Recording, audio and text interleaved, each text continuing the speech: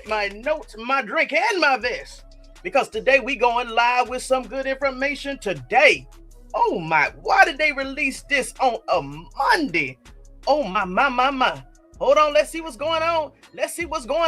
6, it has been announced that Shedeur Sanders have got that number 2 jersey back. Oh my, we're going to talk about this today. Hold on, let me go through the chats. And trust me, today is a celebration. On a Monday, because normally this is Friday or Saturday type news. So since we celebrate today, if you want to join the live, go ahead. This is the link. Make sure you watch the chat, because we're going to talk about it today. We're going to go ahead and celebrate. Go ahead and celebrate on this YouTube scenes. And we're going to say in the last 7 days or less, we talked about investors. We talked about it, and I know you remember, because we don't have short-term memory over here. Hold on. Shedeur Sanders got that jersey back. Give me 1 second, investors. Come on with it. Oh, we got that TDP 4128 in the house. Yes. We got that back, TDP. And if you don't know, what's up, that Peter Love? That Peter Supernatural. Hey, listen, I've already put that link in the chat. If you want to come on the platform and just give anything, get it off your chest, because I know the haters are going to find this channel. They're going to find all the other channels that are celebrating on March the 30th. 2026, that Shedeur Sanders already got that number 2. Didn't we already proclaim that 2026 was going to be an awesome year? And we haven't even got through the draft, and he's already making all the noise. Hold on, Vesters. Ooh, I got that number 12 in the room. Hey, I got that number 12 in the room, and we about to begin. Don't forget to hit that link if you want to come up and just say your piece. Say your piece, Vesters. Say your piece. This is just one of many milestones that is to come in 2026. It's no telling how we're going to celebrate in the next 23 days when we hit that draft and find out who that wide receiver is. It's not, I can't even fathom the celebrations we're going to have when we find out who that left tackle is on Shedeur Sanders' side. I cannot even fathom how we're going to celebrate with Shedeur Sanders when it come official, because we already know the writing is on the wall. Boy, the haters are mad today. They're going to say, hold on, Cleveland, you're messing up the fake narratives.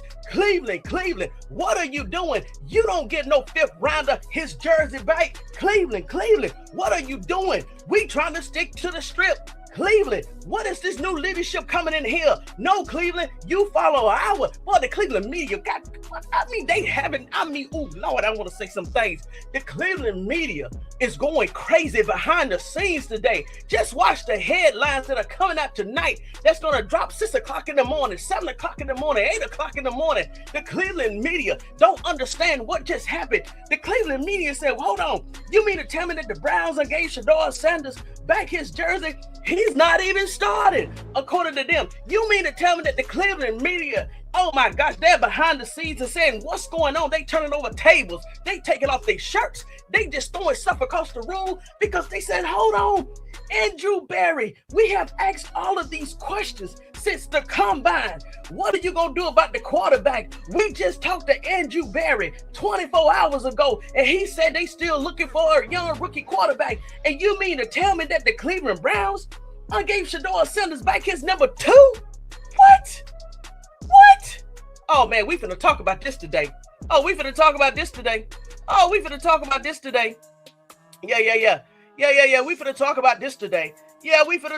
this today. Vesters, we're about to talk about this today. Peter, yeah, happy Monday. Happy Shedeur Day. Happy everything today. Give me 1 more second. Let me go ahead and push out this notification. Because we're about to begin, Vesters. Let me go ahead and cool down. And I hope YouTube ain't playing with the notifications. Maybe the YouTube screech just has been saturated. But come on, we finna go. Here we go. Now, Vesters, how did we get here? Let me go ahead and slow everything. How did we get here, Vesters? How do we get here? The haters are mad. Hey, have you... Listen. I got off work. I rushed off work. I hit social media. I saw the headlines, and trust me, they are in a whole other atmosphere right now, TDP, and all the other investors and viewers. Right now, at this particular point, I promise you, they don't know what to do behind the scenes. They have came up with all these narratives in the last 90 days that don't even make sense to them. But because they are sticking to the lie, and they're just coming up. You know what? They have put themselves so far in the grave, they don't even know how to come up and say, I was wrong. They're going to blame it on Andrew Berry, because they was like, hey, we've been asking Andrew Berry since the combine, what are they going to do with the quarterback situation? Andrew Berry ain't give them no official word. They on asked Todd Monken. Todd Monken ain't give no official word, except for they're doing things behind the scenes, right? And you mean to tell me on March the 30th, they have allowed Shedeur Sanders to get his number back? Shedeur Sanders haven't even finished out his rookie career. Shedeur Sanders haven't even played a preseason game. And they already gave Shedeur Sanders his number back. If they can't see the writing on the wall, if they don't know that the Browns already sent out a video last week, basically highlighted Shedeur Sanders, and now a week later, they gave Shedeur Sanders back that number 2. What? Oh, y'all, we finna go through this. What's up, Meter Lee? Lee already went through some type of spasm, so you just got to repeat. But that's okay, though, because I'm pretty sure we're gonna go through it again. Listen, the haters are mad. So y'all beware. If they come in the room, just highlight them, because we ain't gonna have no hate today. This is a celebration day for Shedeur Sanders and the Cleveland Browns, because they headed in the right directions. So how did we get here, investors? So how do we get to here? If you don't know, let me go ahead and pull this up here, because there's a reason why Shedeur Sanders did not get number 2 last year when he got drafted by the Browns. All right, there was a player that got added to the Cleveland Browns last year, according to the story, a few weeks before Shedeur Sanders. His name is DeAndre Carter. That was drafted that was an undrafted free agent in 2015 by the Baltimore Ravens. All right. So according to the story, he comes to the Cleveland Browns before Shedeur Sanders doesn't even get drafted by the Browns last year. And he said that he chose that number before Shedeur Sanders was even drafted. All right. He said that he's worn number 2 all of his life. So when Shedeur Sanders gets to the Cleveland Browns, of course, we're looking to see if that number is available. Now, when Shedeur Sanders and all the other players go to select that number, we don't know that the number is already selected. So when everybody is rushing to the Cleveland Browns homepage, roster page, seeing what numbers are available at that particular time, the number 2 is available, not knowing that, according to the story, DeAndre Carter has already selected the number. This is the story, right? So when it comes to Shedeur Sanders getting number 2, that's when we hear that the number 2 is no longer available. Carter has picked up the number. He's a wide receiver at that time with 10 years in the NFL. The reason why I'm giving you this backstory, because there's a reason I'm giving you this backstory, okay? So that's when all the fans say, Carter, no, that's Shedeur Sanders' number. No, Shedeur Sanders need that number. At that time, he said he's not giving the number back because this is his first time since high school being able to wear that number. What am I talking about? Let me go ahead and pull this up right here. Let me go ahead and pull this up. Now, according to the story, let me go ahead and move this picture over right here. Now, according to the story, this is what he says. Let me get my phone real quick. So he's had 10 years in the league, right? So according to this story, the Cleveland Browns is the first team in 10 years that number 2 has been available. So he takes it. So of course we're upset, right? And then we hear that it's words behind the scenes that Carter had said that, hey, if Shedeur Sanders wants it, he can buy it. So then we're like, okay, well, if Shedeur Sanders is going to buy it, but Shedeur Sanders did the most humblest thing. He said, guess what? My bonus is not too high. Basically, Carter can have that number, okay? Before I get to the ending of this is the numbers that Carter wore throughout his NFL career. There's a reason I'm going over this. Hold on one, Vesters. So according to Pro Football Reference page, Carter wore number 16 in Philadelphia, number 14 with the Houston Texans, 19 during his first stint in Chicago, 1 with the Washington Redskins or Commanders at that time, and with the Chargers, he also wore number 82, 3 with the Raiders, and number 11 with the Bears, and he never wore number 2 until he got to Cleveland. All right, so we're talking about whenever the numbers was assigned, let's say May, all the way up into the preseason game 1, Shedeur Sanders has embraced the number 12. $40 million in jerseys have sold with the number 12 because Shedeur Sanders has embraced number 12. Okay. Now, at the end of preseason game 3, we know this is when the 53-man roster of the practice squad, I think the number is 88.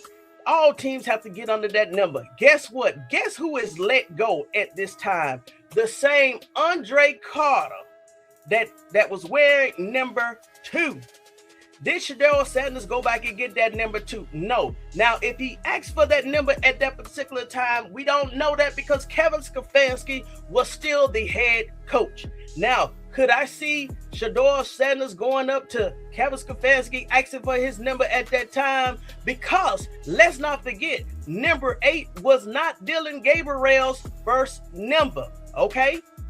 The first player that wore number 8 was Kenny Pickett. Come on now, because we don't have short-term memory over here, okay?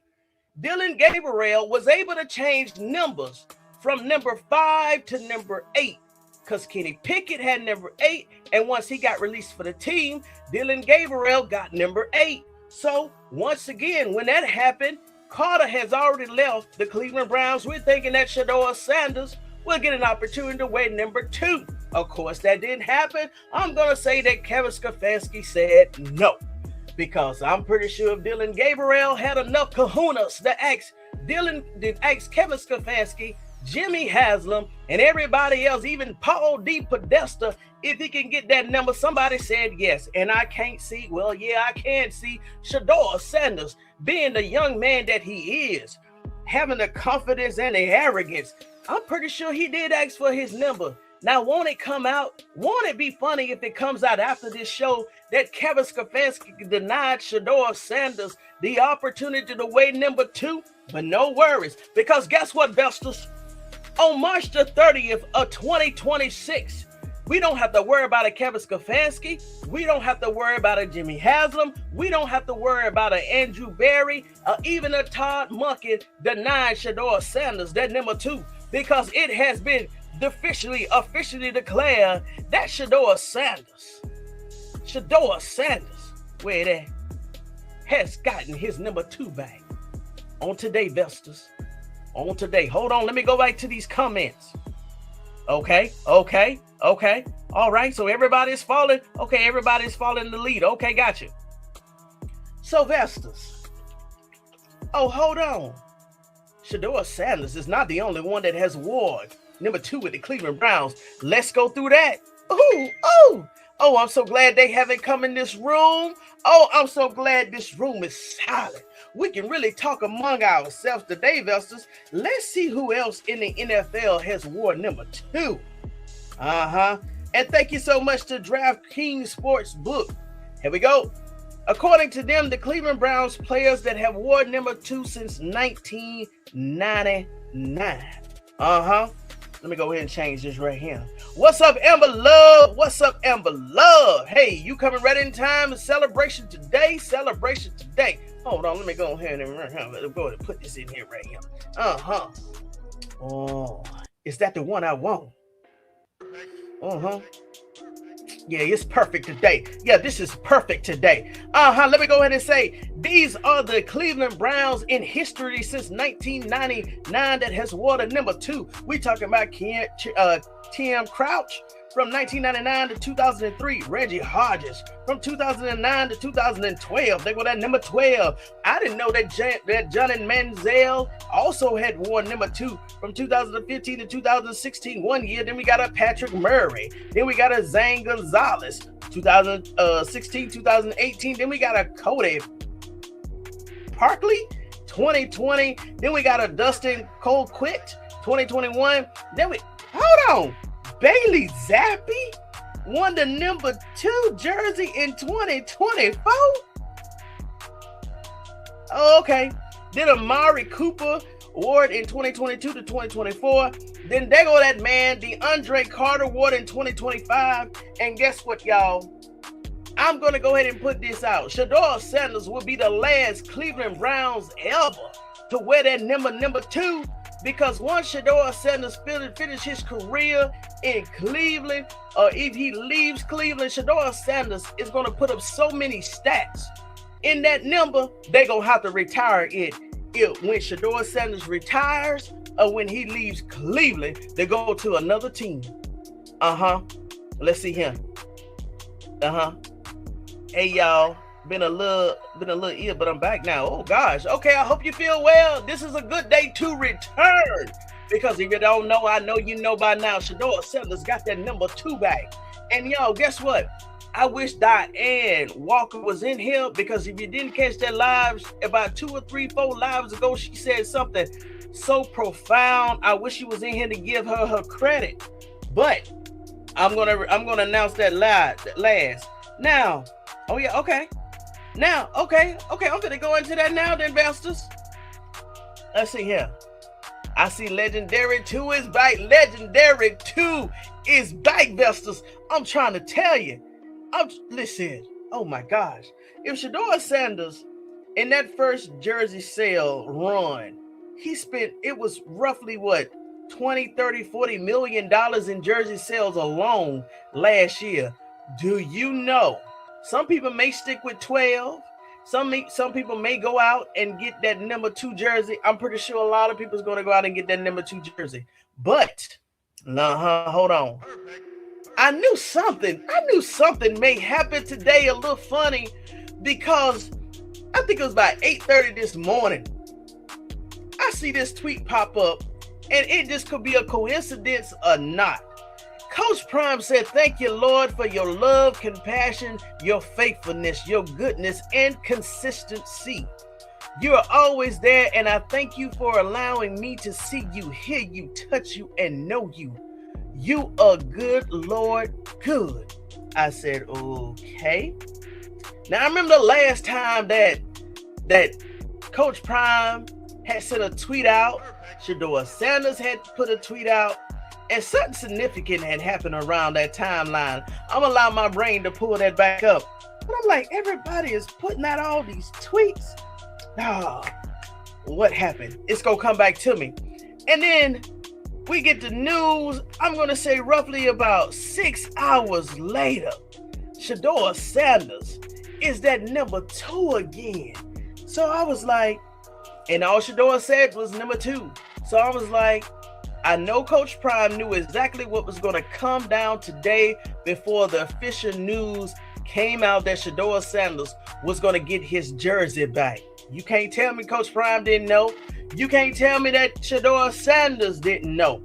Now, I think in the last live when we talked about the jersey's number, a lot of people believe that Shedeur Sanders was going to stay with number 12 because it symbolized growth, progression, the milestone, the challenges, everything that he went through, right?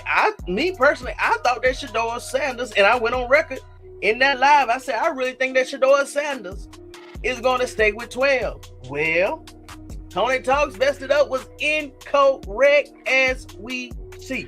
Shedeur Sanders already went back to number 2 before the season even started. Now, it could be a lot of reasons on why he went back to number 2. Who knows? But if 420 was in here, if Evelyn was in here, if Faith was in here, and I think Donna C is in here. I hope Donna C came back in here. What's up, Michelle? Michelle Thames, how you doing? Hey, thank you for the recent comments. Now, I haven't seen Donna come up in here since I've been live, but I know Donna has also been in that conversation. I think it has something to do with Shilo Sanders. If you haven't catched the last few lives, we have been talking about some things. And now this is what happened today is one of the most profound things that came to fruition regarding Shedeur Sanders getting his jersey number back. So if you don't know, and I know a lot of investors are going to kill me because I've been going live at 7:45. I just had to jump on this live, y'all. I had to. Now, one other thing that we have been talking about, and let me see if I can go ahead and pull up my other nephew's photo. What's up? There she goes, baby.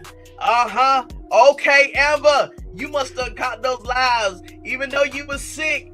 Okay, y'all know exactly what I'm hitting at. Hold on, Vesters. Y'all know exactly what I'm hitting at. We don't had that discussion.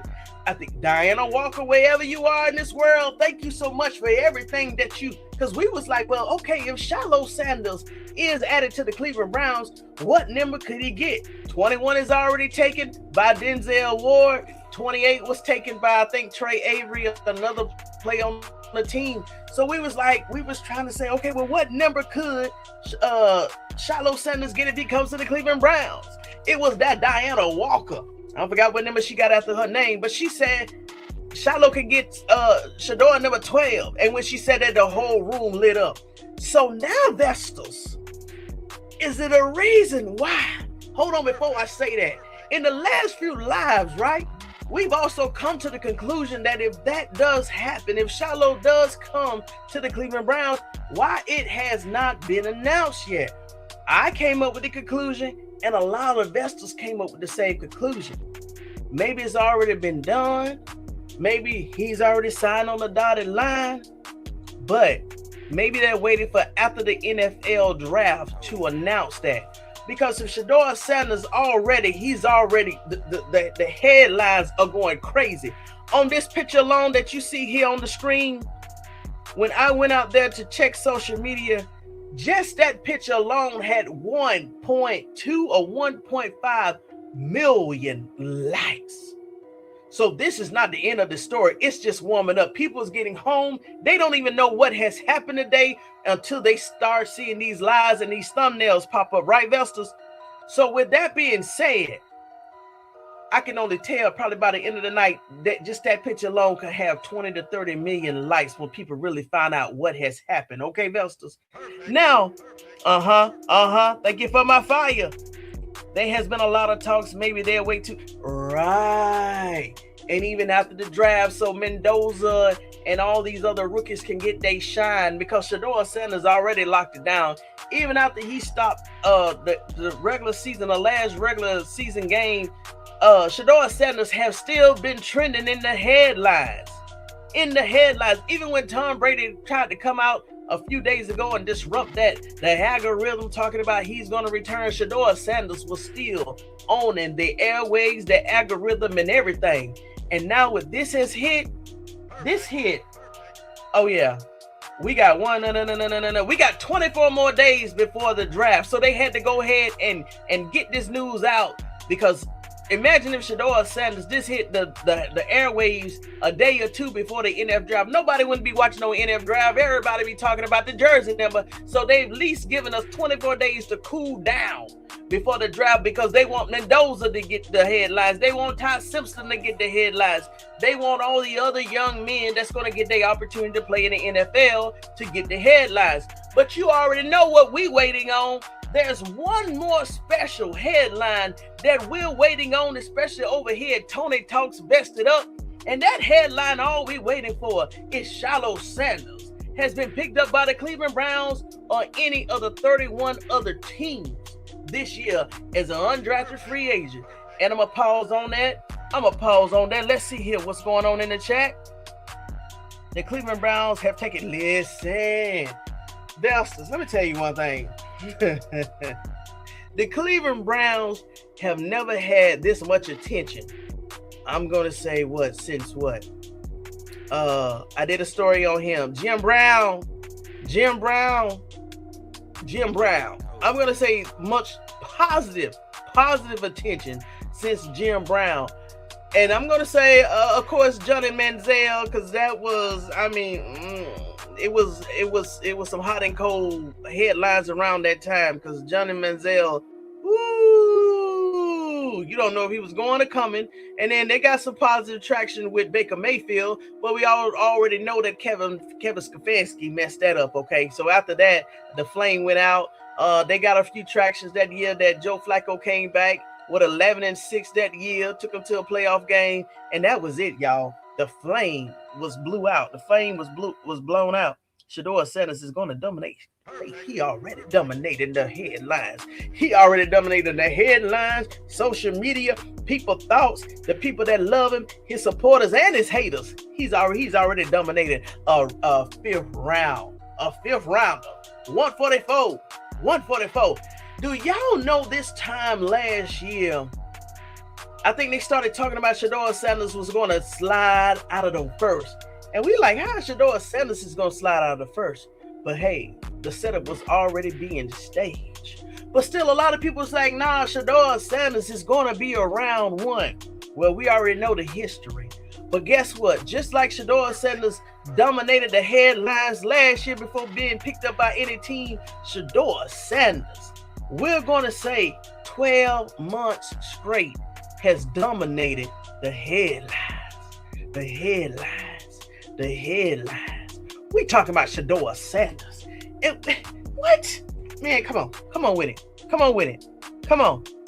Not sure if Manziel was going to come. Now listen, hey, he could play, but he also did some damaging things to the team, man, beloved. Johnny was like, I'm gonna win, but I'm also gonna have fun. Johnny was missing team meetings, this and that, and all kind of things was going on with Johnny Manziel. Come on with it. All right, investors, come on, somebody come up on the stage. Close your camera, come talk to me, investors. I'm starting to feel lonely up here because we've had a success run on Saturday. Justine showed out and Slim 081 showed out. Come on, I know as another investor just want to say, come on. Hey, Toney, speak for 5 seconds, 10 seconds, and be done with it. Don't be afraid, I'm not going to bite. Oh, and shout out to our other nephew, LaJohntay Wester. LaJohntay Wester, how old LaJohntay Wester just turned? I think he just had a birthday a couple days ago. So shout out to LaJohntay Wester. That is another Colorado Buffalo young buck nephew that we're waiting to show out in his second year along with Jimmy Horn. I wish those young men the best, because they deserve it. Okay. Let's see here. Let me see here. It doesn't say how old he is, but LaJohntay Wester, he's probably around that Shedeur Sanders age. So let's just say he's around 22 to 25. I give him that. I give LaJohntay Wester that. But happy birthday, nephew LaJohntay Wester. Happy birthday. All right, let's see here. Go ahead, remove that right there. Perfect.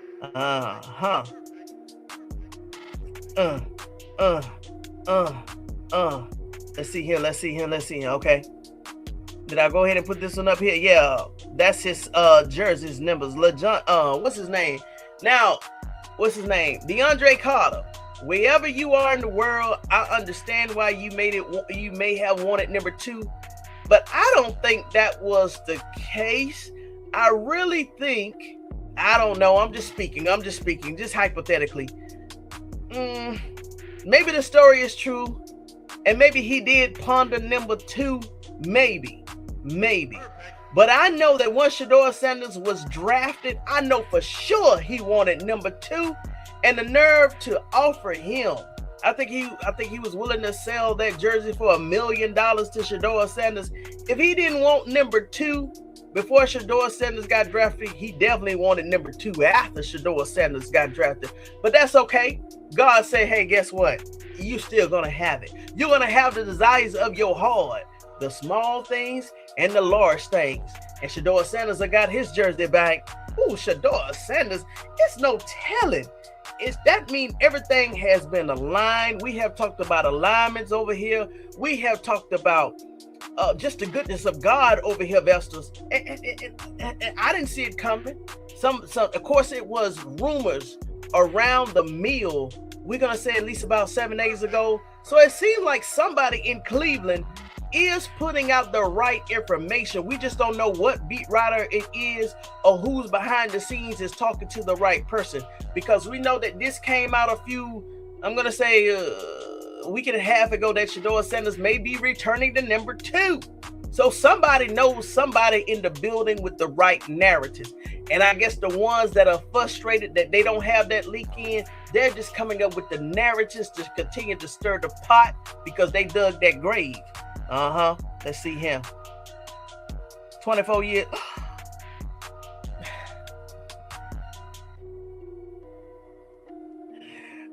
Welcome back. Thank you. 24 years old. Welcome, Black. I'm glad you well. Time to celebrate for him getting his number 2. What? Nate, let me tell you one thing. If Shedeur Sanders sold 40 million of jerseys with the number 12, he's probably going to sell 80 million of the number 2, because so many people, and I think it was also Lady of Elegance, she said, I'm not buying a jersey until he returned to number 2. Man, this is spending, man, this right here, as of April approach. What's up, Slim? Myles Garrett traded. Rumors have once again. Okay, Andrew Berry. If y'all don't know this, Andrew Berry, he was talking very casual. It seemed like on some type of bench yesterday. I haven't even had the time to go through and listen to that particular informal interview, because it seemed like he was sitting on a park of a bench, and he brought that up. He basically said that Myles Garrett is going to be a career Brown. What is that telling you? If they was going to trade Myles Garrett, hold on, Vesters, hold on, but I do got something else I can pull up from Deebo&Joe, and y'all know I love Deebo&Joe.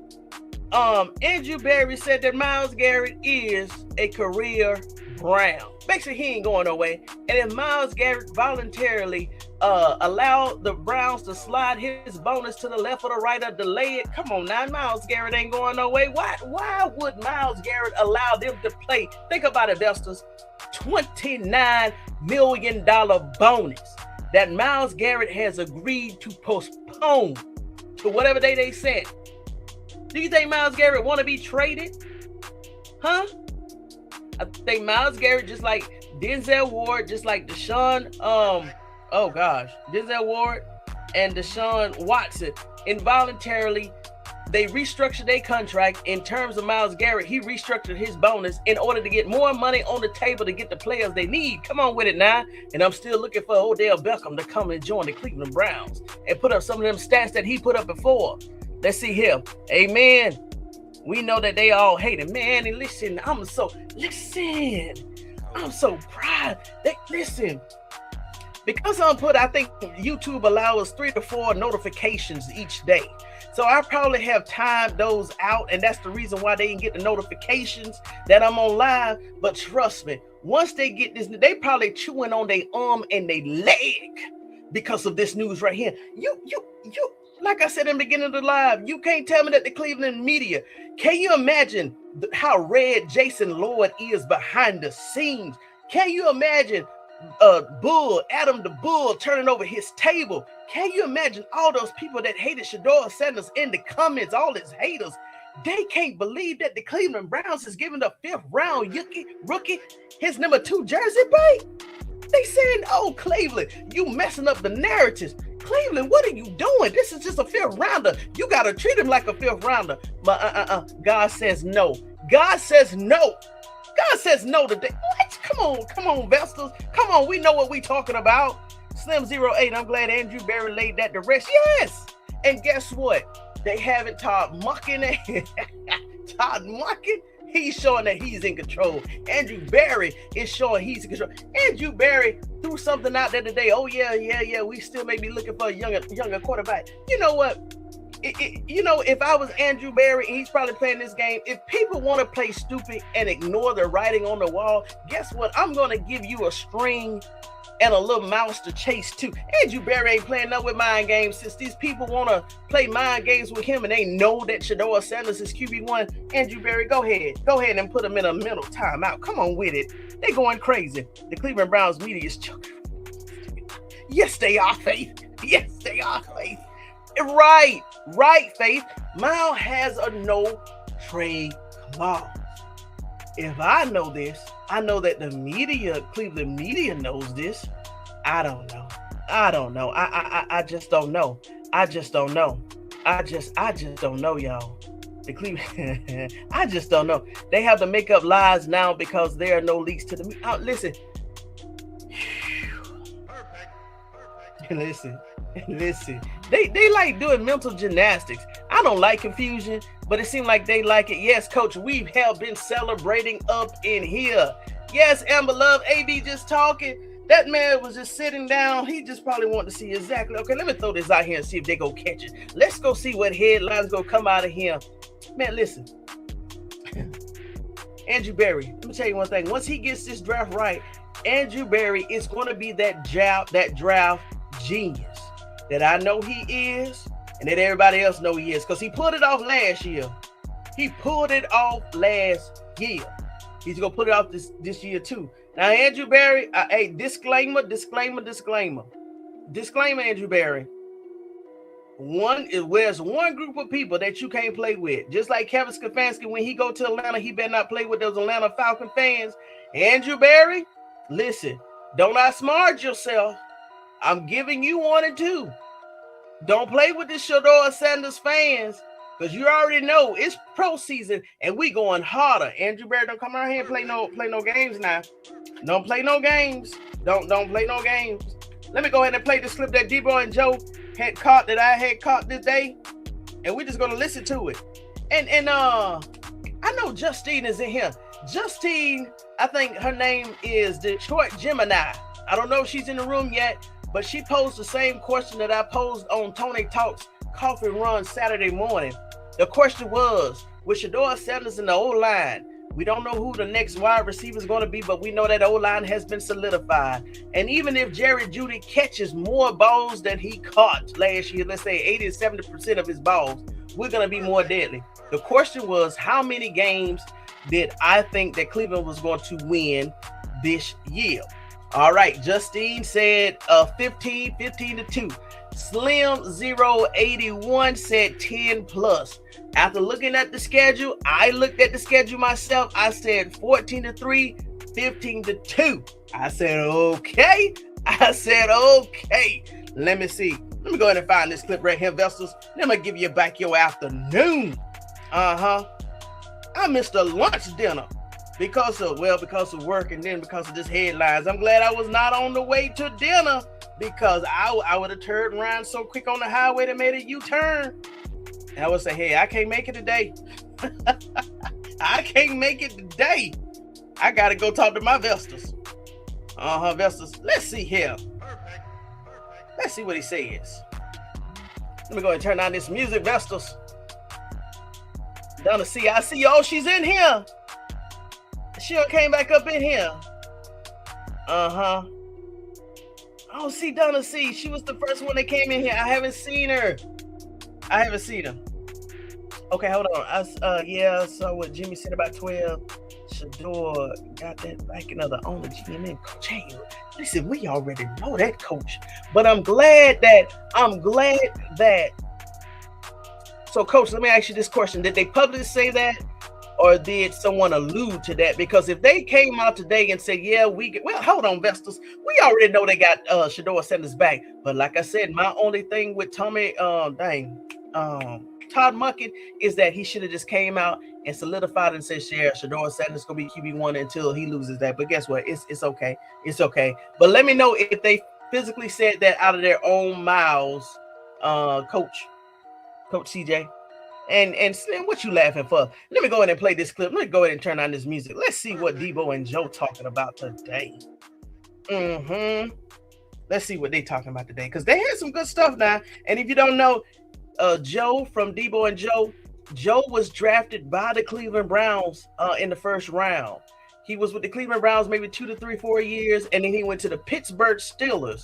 He played there about another 2, 3, 4, 5, 6 years. And guess what? He loved the Cleveland Browns so much, right?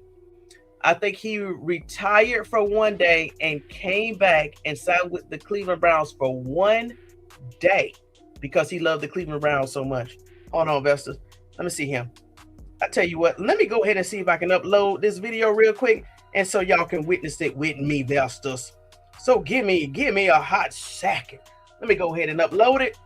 Let's see if I can pull it over without interrupting the screen, because y'all know how StreamYard is sometimes. We got that 2-back. We got that number 2-back. Come on with it. Come on with it. Let me show y'all this right, investors. Let me show you this right here. I'm trying to tell you. Listen, where is it? Where is it? Where is it? Where is it? I love that picture. Where is that picture there? I just saw it. But this one right here, investors. This right here, I've always had a fondness of this picture right here. And y'all know exactly what this is. Let me tell you one thing. Let me tell you one thing. God is all throughout this whole entire story. You can't tell me that even the NFL is confused. The haters are confused. You gave a fifth. Y'all watch some of these narratives. They're gonna say you gave a 5th rounder a jersey. Why? He's just a 5th rounder. You gotta treat him as a 5th rounder. Let me tell you, when these people crazy, you just watch all these headlines. You just watch these headlines that's about to come out. Let's see here. Okay, I'm just gonna go ahead and play it. If it comes up, I add it to the screen. Come on, Deebo&Joe, come to the stage. Money that you go get right now, let's go change that in 1st, 2nd, 3rd, 4th, 5th round. Unless you thinking that your guy Andrew Berry can get something, let's go change that, or one of those other teams. We need to get we go get two dog receivers out of this draft. I'm talking about 2 dogs and then 2 more offensive linemen, just for skill and depth. So what you then saying? We're going to see. No. I mean, I'm going with the Steelers. I'm going with the Steelers, and then second, I want to see what we do with the receivers and with the rest of the receivers and offensive line, because our defense is what it is. Mm-hmm. We're going to be cold. Our offense, we got to be able to score at least 24, like that, 20, 21, 24 points a game at least. Mm-hmm. If we can do that, our defense is going to be able to hold teams to under 16 points. I like us to win a lot of games. So once we get, what do you call a lot of games, Joe? A lot of games. Okay. Okay, Slim 081, you're about to be proud on what Deebo&Joe is about to say, what Joe is about to say, okay? Go ahead, Joe. Over 10. Because 10 we know 10 4 is 10 to 7. 10 to 7. 10 to 7. 10 to 7. Why you going down? 10 and 7 is our record. 10 and 7. 10 That's wins. a lot. Bitch, we had 5. That's doubling what we had last year. Okay. I see what you're saying. Yeah, You're comparing it to that trash that y'all had. No. Disrespectful is everything. coming in this year with Shedeur with this good squad, we go 10 to 7. Okay, so where does that put the Steelers? Y'all, we need to want to see who the quarterback is. But I'm saying right now, 11 to 12, 11 to 12 wins. 12 wins. 2, 4, 6. 12 to 5. Cincinnati, Cleveland, Ravens. I'll say maybe 13 and maybe 14 and 3. See, okay? No, that's not. I'm saying I'm going 12 for the Steelers. I'm going 10 for the Browns. So everybody else is in the basement. We're the Ravens. Yeah. Ravens probably what they 9 and 7 was. Hey, investors. Hey, listen. Remember, I talked about the schedules. I said everybody, now that they know that Cleveland is a dual threat team, offense and defense, everybody now in the AFC North, they have to go through Cleveland Browns. This is what Joe is about to say. 9-8. Yeah, 9-8. And Bengals, sorry. 7 wins. 7 and 10. 7 a lot of wins. 6. What? 6 and 11? You got 7 with them. You got 9 with them. 10 with y'all and 12 with us. Oh, our division gonna be 5. That's the thing. We got Joe Burrow's not gonna be playing. Lamar Jackson's still Lamar Jackson. You know what I'm saying? I'm not gonna disrespect our division. Our division's nice. So that's why the Browns I'm looking at, we gotta be able to have offense. We gotta be able to put up some points.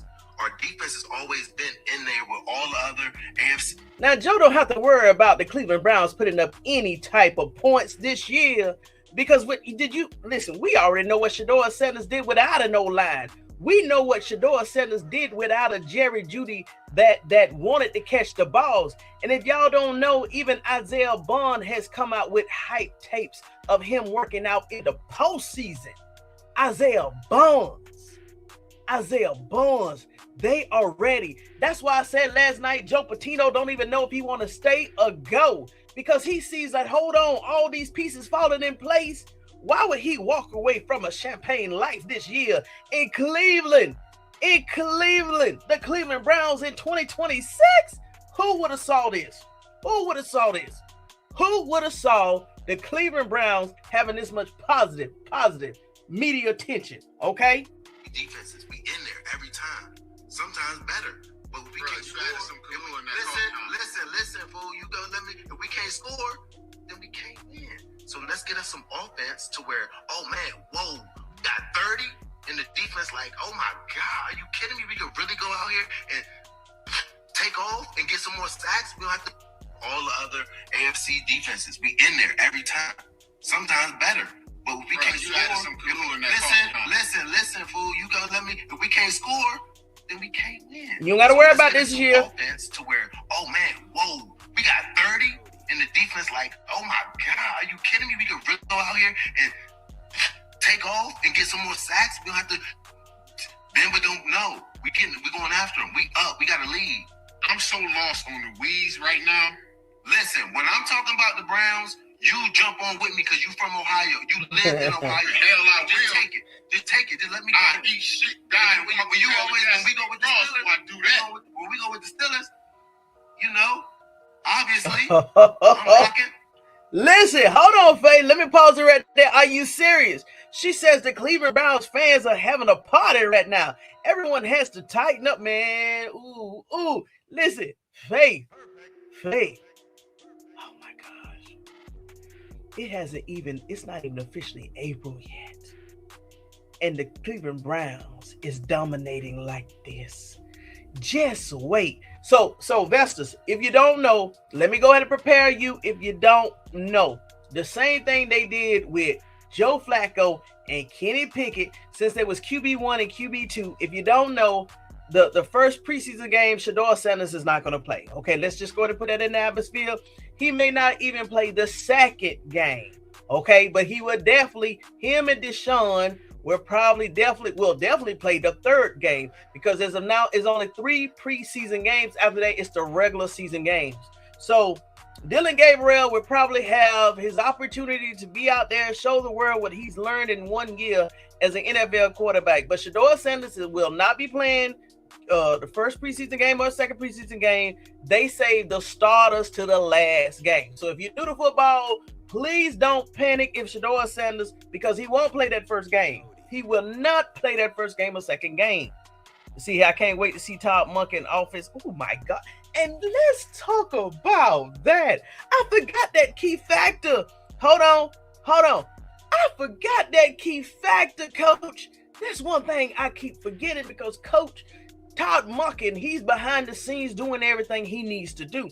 That's one thing I keep forgetting to highlight. We have a coach that knows how to win, that knows how to call offense, that knows how to use the strengths of all the players on offense.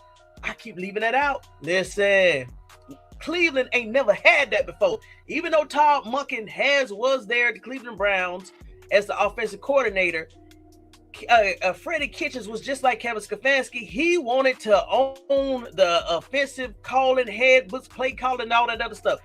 Todd Monken has been waiting for this for at least 7 or 8 years just to call plays in the NFL. Todd Monken is go back and dust off that book he has in the closet, because Todd Monken is ready to call NFL style plays, not just for college, for NFL.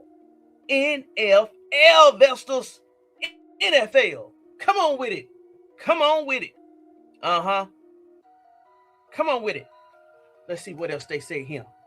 Give me one more second. So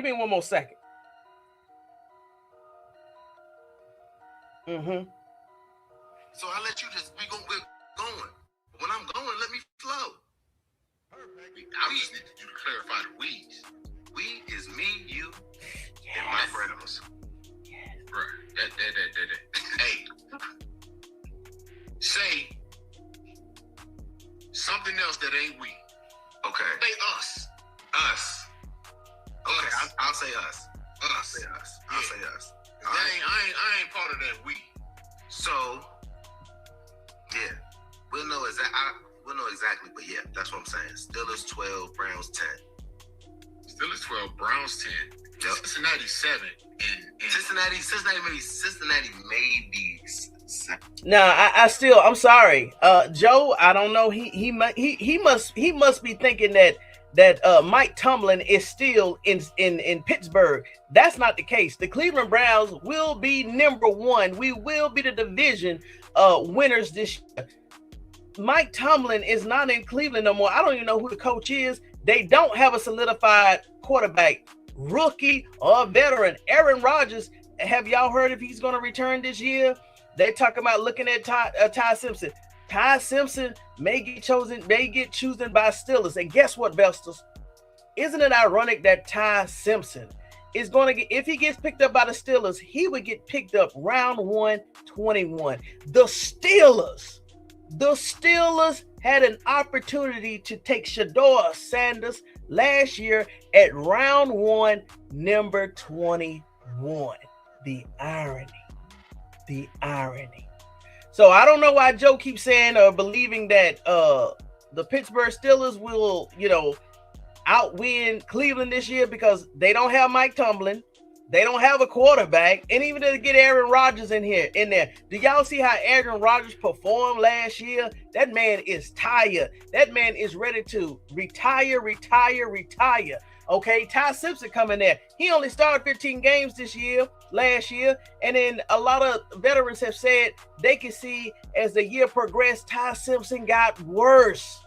Come on, hey, if they don't get a good veteran in there, the only way I see the Pittsburgh beating Cleveland this year, if everybody stays healthy, they would have to call in Cam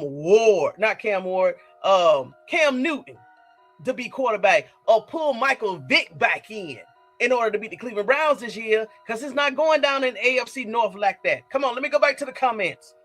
How you doing, Coach? Hey, how you doing, Sal Moore? Hey, I'm feeling hot. I'm feeling hot and good today. Come on with it. If anything, I thought Shedeur Sanders, if he was going to change numbers, and I'm going to say it, I'm going to put it on my chest, because, yeah, I said it. I went on record and said, well, if Shedeur Sanders does change numbers, it would be for his second NFL career. Because I was looking at the twos, okay? Now, Shedeur said, I'm going to my second year. I'm going back to number 2. I just looked at the wrong 2, okay, Vestas? Hey, Coach, I haven't heard anything about the Steelers. Right, me either. What, Joe probably is still thinking that Mike Tomlin is still there. Now, if Mike Tomlin is still there, okay, I can see that. He can pull some rabbits out of his hat. But Tomlin ain't even there. That means they got a new head coach. They may have a new OC. They don't even have a quarterback. So who gonna win? Who gonna run?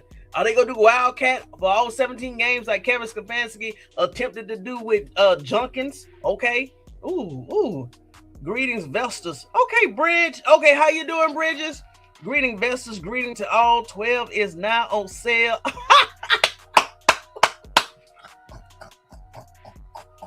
Hey, guess what? Hey, Vestas. The only reason I'm laughing is because when I saw the headlines about the jersey change, I think it was a comment in the section that in order for the number to be official, number 2 to be official, they have to sell all the inventory that has number 12 on it. So let me go ahead and see what the price was, because I had checked before the live and the price was still regular price for a jersey, but I'm pretty sure. Let's see what if, hey, listen, I ain't gonna call that name, but y'all know what website. As of now, let's see if it's undropped.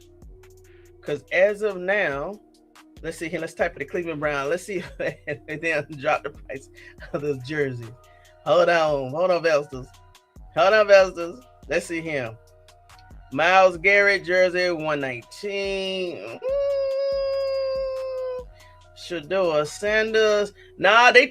They trying to capitalize on this 12. You know why they trying to capitalize still on this 12? Because guess what? Everybody that has the number 12 jersey, this will be a historic jersey. Well, Tony talks vested up. What you talking about? Because guess what? That means if Shilo Sanders does not come to the team, and I think Shilo Sanders, he would probably want to choose his own number, but let's just say Shilo Sanders come to the Cleveland Browns, he chooses his own jersey. That means that anybody, they only made so many number 12 jerseys in the world. You see where I'm going, investors? And anybody that bought a number 12, it would never be another Shedeur Sanders number 12 jersey in Cleveland.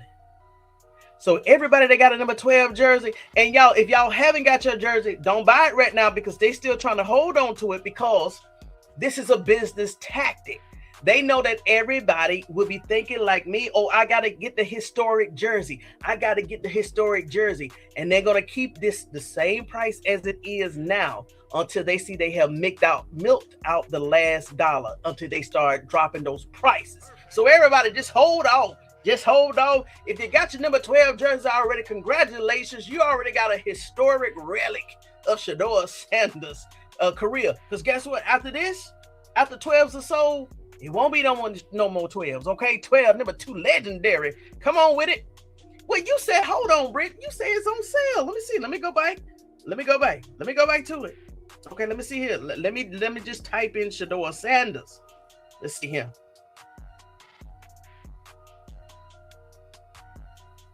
Let's see here.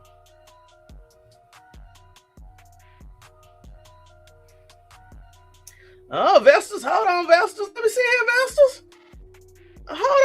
Hold on. I typed in Shedeur Sanders into this particular website. Okay, there you go. As of right now, the jersey is still $149. So if you know of a site that has it for sale, let me know. But right now, on the official sale, the site begins with an F. Okay, but now, okay. The jerseys are still the same, but yes, eventually they will go on sale. But if you know of another website that's selling them on sale, let us know. Bridges, yay, how you doing? Historic jersey. Hey, Vesta. So that's it. Hold on. I think Deebo&Joe said one more thing about why Andrew Berry playing games. So let me go ahead and play a little bit of that. Investors, I give you back your day. Because it's still early, even in the great state of Georgia. We're celebrating for Shedeur Sanders on today. Let's go keep going. Let's see. Maybe this is it. 7 or 6. 6 or 7. It's a lot of wins, bro. That's not a lot of wins. It's a great division. It's going to be competition. So what's the divisional breakdown? The Steelers are going to win the division, and the Browns are going to end up getting in by record.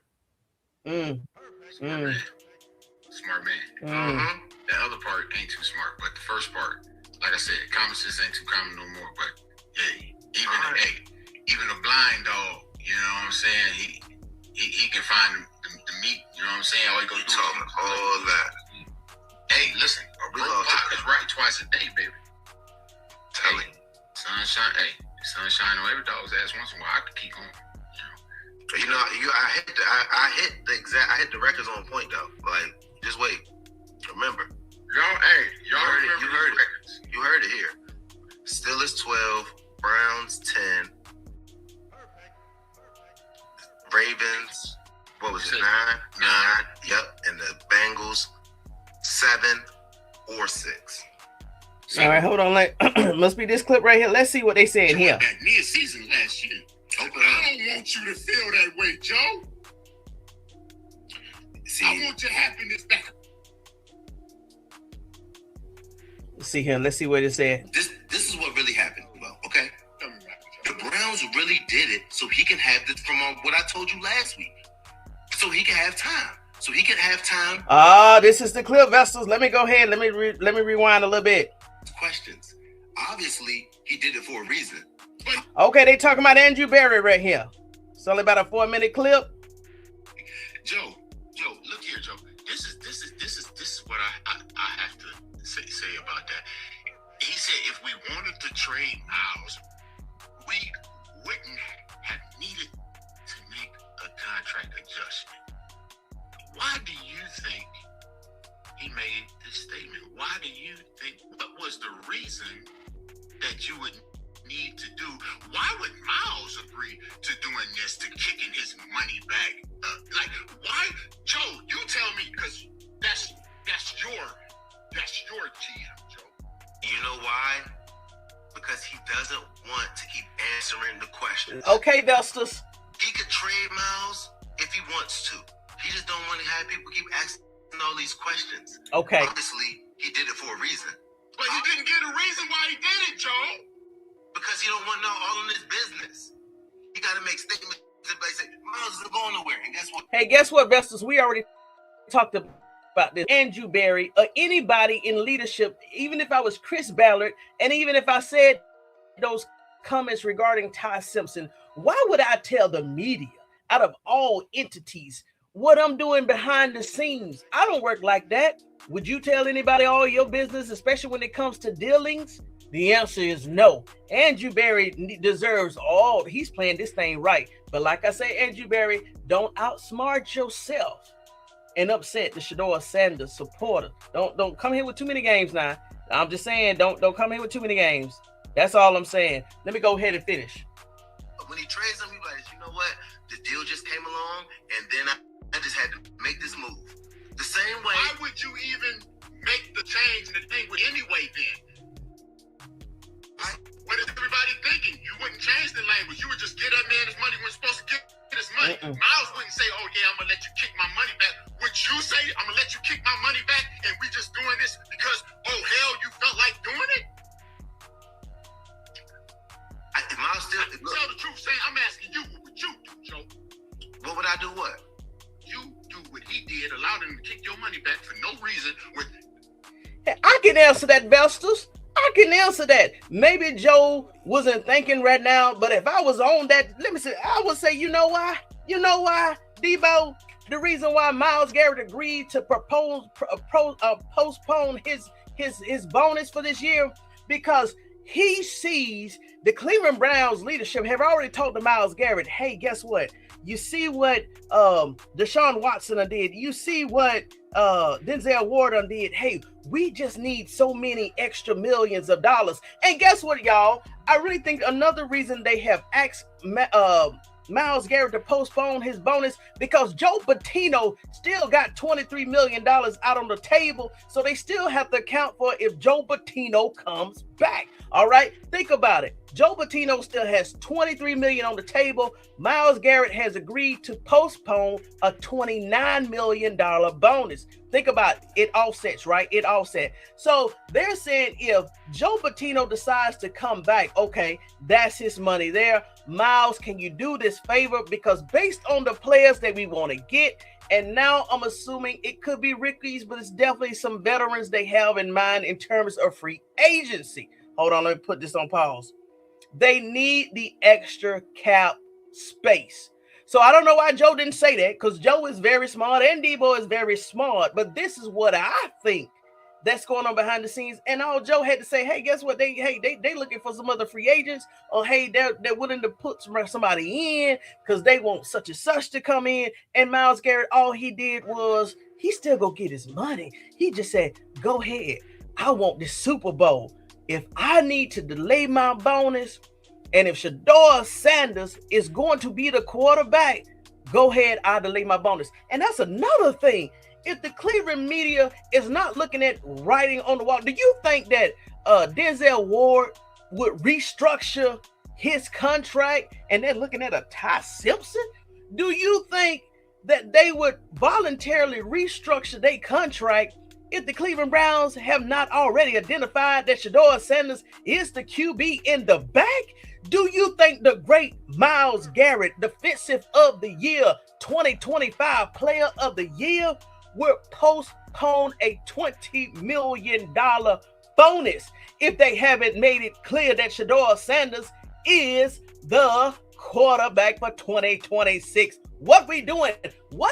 I'm trying to tell you, Cleveland is crazy. He shut the Cleveland media. Come on with it. Come on. Please, listen. I want to. I really do. But I always have to factor in that man is sitting in the corner just waiting. Because as far as I know, he hasn't left.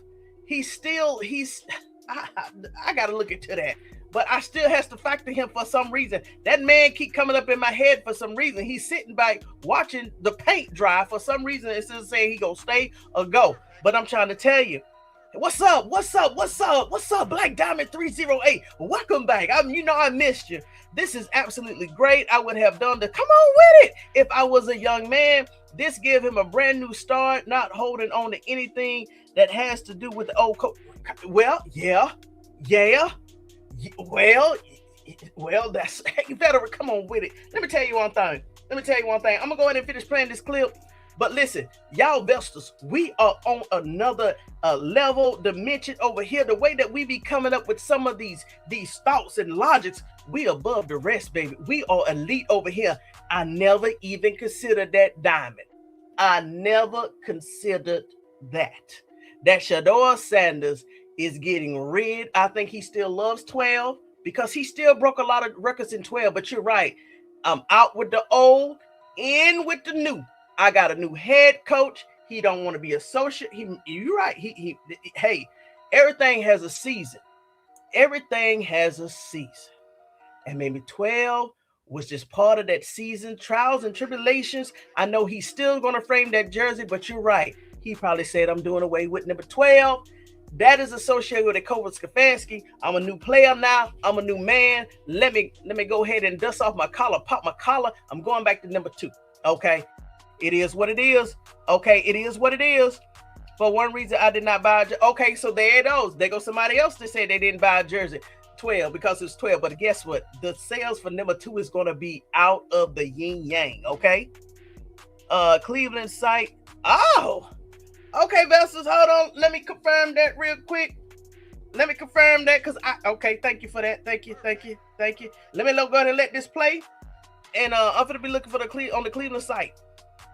Nothing to gain from it, but other than waiting on your money. He don't know. He gained a little bit. I think they pushed up some of the, like, it was like 8 million that they pushed up.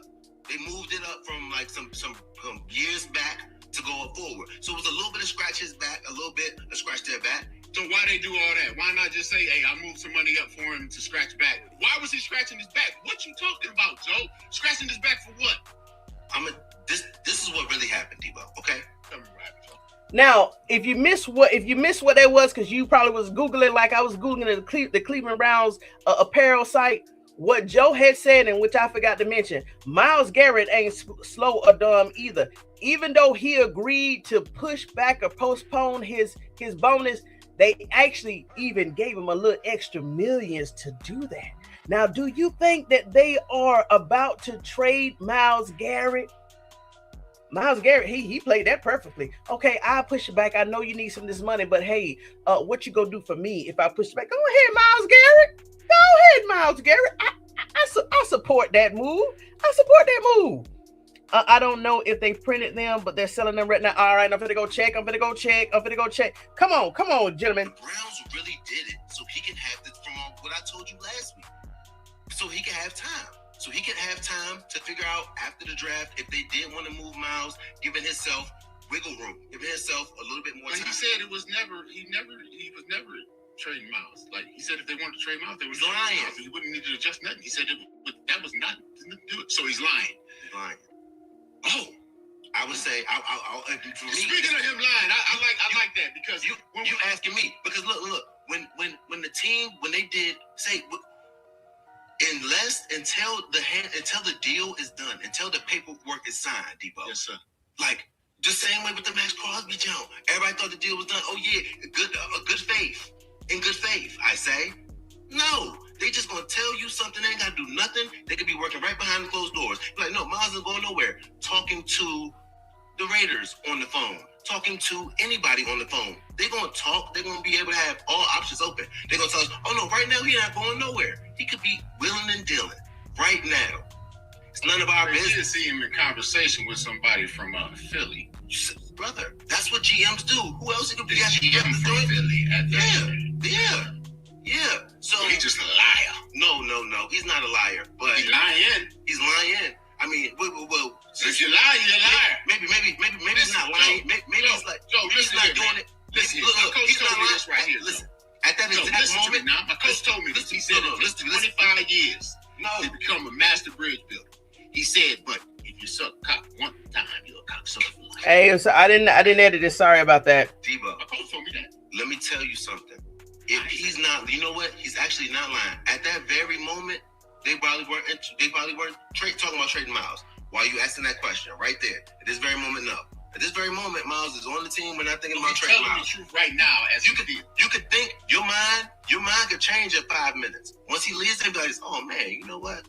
I'm thinking about actually maybe. Now listen, when I heard that, that's why I'm putting that disclaimer out there to Andrew Berry. Don't be playing no games either with Myles Garrett or Shedeur Sanders. I'm trying to tell you, don't play no games. Don't play no games. Don't play no games. Let's keep going. Trade him, Myles. He could change his mind. Yeah. They don't have to. Do you think the GMs is sitting there telling you the truth all the time? When he said if he wanted to trade Myles, he could he wouldn't have needed to make a contract adjustment. Means that he never said he didn't want to trade Myles. He just said he wouldn't have needed to adjust the contract. He said, I could have did it if I wanted. It ain't always about what you say, it's about what you don't say. Yes. He could have did it if he wanted to. He could have traded Myles. Okay. Because right now, your boy Andrew Berry, he says he'll spend more time with Ty Simpson, and it's wholly realistic for the Browns to add a young quarterback. Okay, they finna go over this Todd Simpson piece. So if you're not familiar with Deebo&Joe, they always wear shades. That's just something they do. They just wear shades and smoke cigars. That's all they do, Faith. So if you're not familiar with their channel, Debo, the bigger one, he played for the Steelers. That's the one I said is the Shiloh's gonna be the new Deebo&Joe. He's always wearing shades. Joe, sometimes he have on shades, sometimes he doesn't, but that's part of that's just part of their brand. And guess what? Remember, for everybody that came in live, if you want to join the platform, you can turn your camera off. Just join me up here. Say whatever you want to say. We'll go radio style. I don't care about the shades. Thank you, ma'am. Hey, I checked. I don't see it, but I'm gonna keep checking tonight. Our lean would be if we do Okay, so the question on the screen is, should the Browns draft Ty Simpson? Now, I got my theory, and that'll be the last thing that I cover. But I'm gonna let Deebo&Joe go ahead and say their piece about this. Then I'm gonna tell you exactly why Andrew Berry said what he said regarding Ty Simpson. I'm trying to tell you. Now, I ain't right all the time, but I'm going to take credit for the times I am right. And I think this is what Andrew Berry is doing, investors, and I'm going to let y'all go. Okay? Hold on. Add someone to the quarterback room, it would be someone who's a younger player, most likely.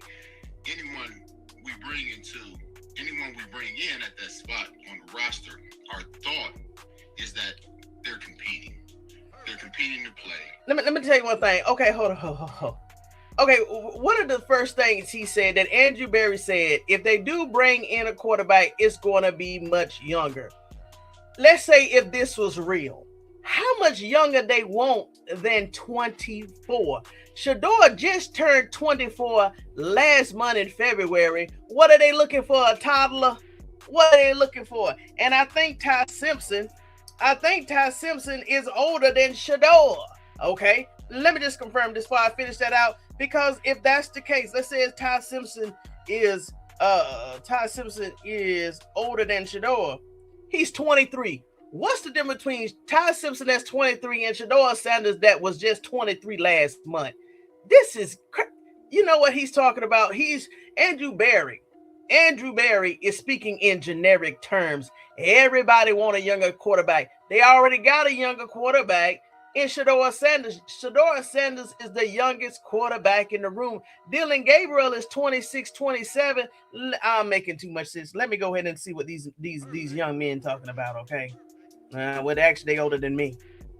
They have something that we like in their skill set, and our expectation would be for them to work hard. So, what I'm getting from that, Joe, yes, is that he's saying that he believes Ty Simpson is good enough to compete with Shedeur Sanders and Deshaun Watson for the starting quarterback position.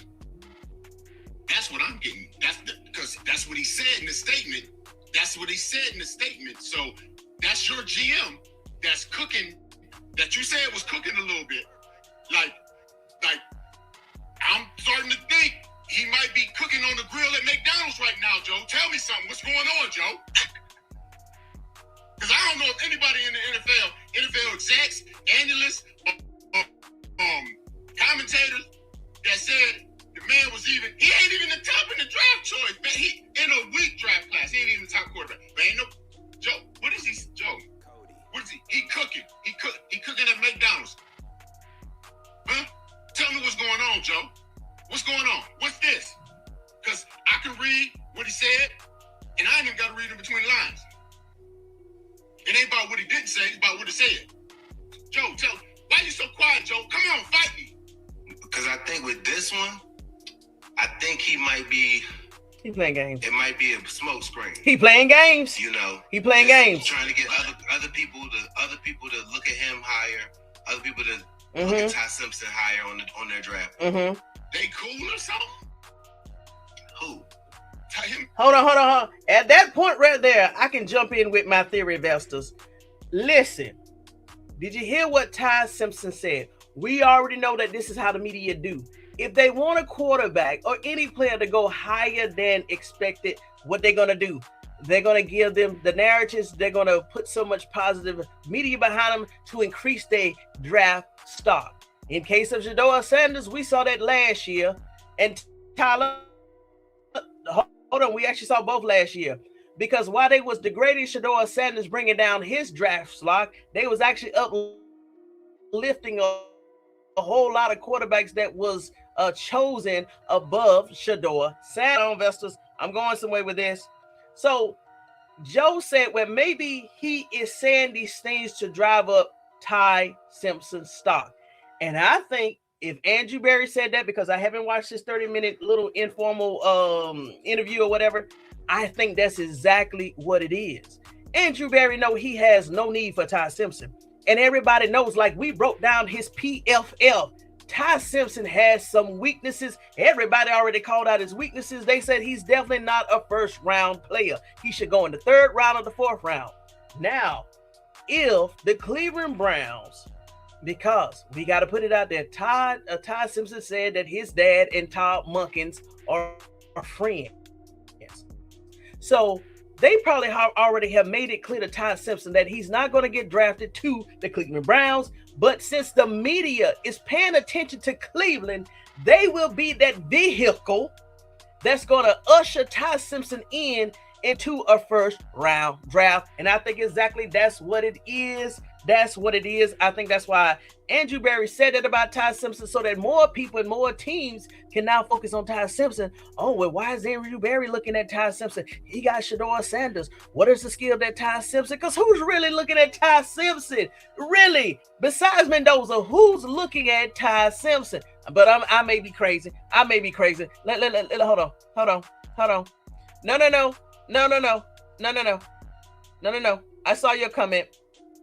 A toddler. A toddler. Excuse me, Vessels. Hey, thank you so much, Bridges. Thank you so much for all of the input.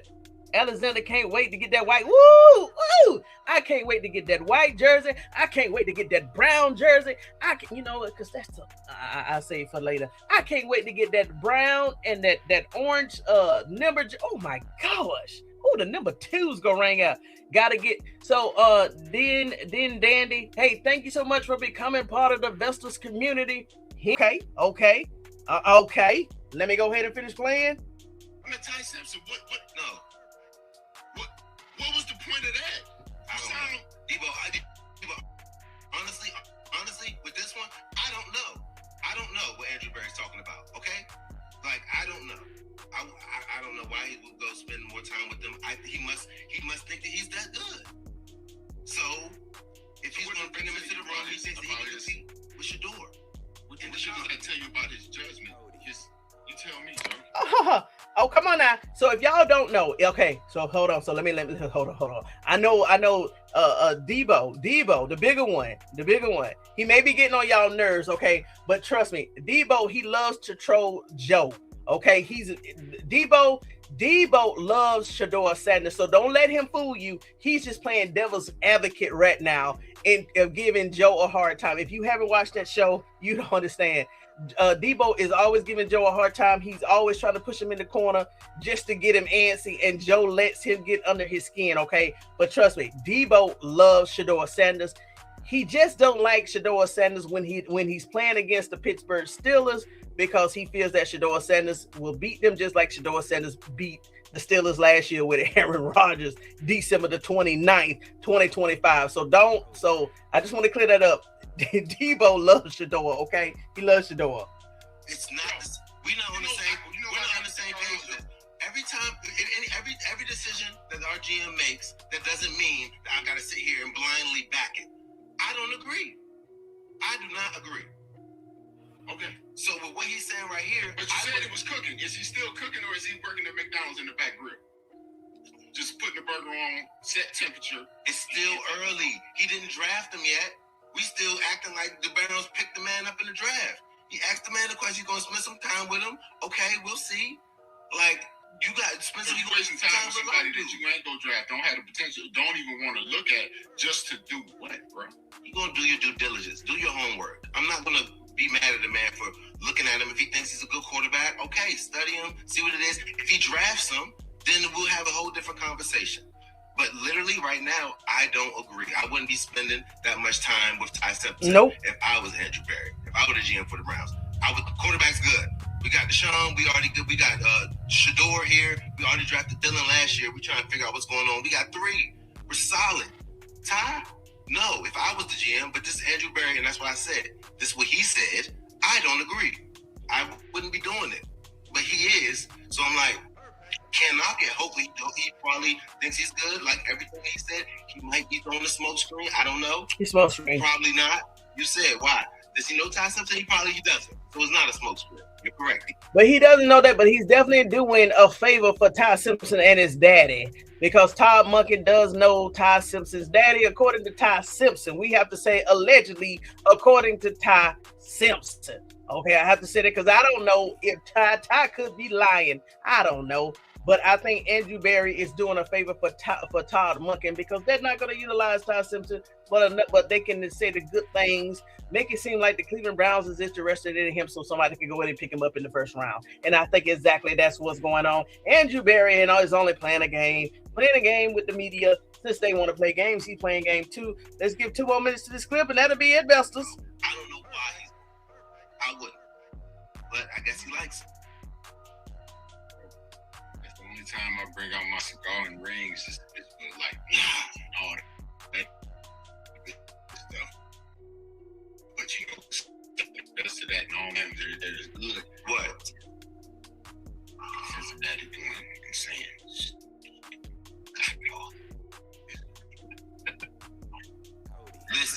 Listen. We gonna just charge. We acting like he drafted Ty Simpson now. So I'm not gonna sit there and smack it like, no, I wouldn't have done this. But we'll see. We still got the draft coming. We'll see what he does. He's still. I'm Drinking. No, man, that's coffee. Did you spike it with something? No, man. And they just going on and on. They just going on and on and on, Vestas. That's what's going on. But that's it, Vestas. That is it. Let me go back to the comments because I have enjoyed the show today. And nobody wants to talk to me.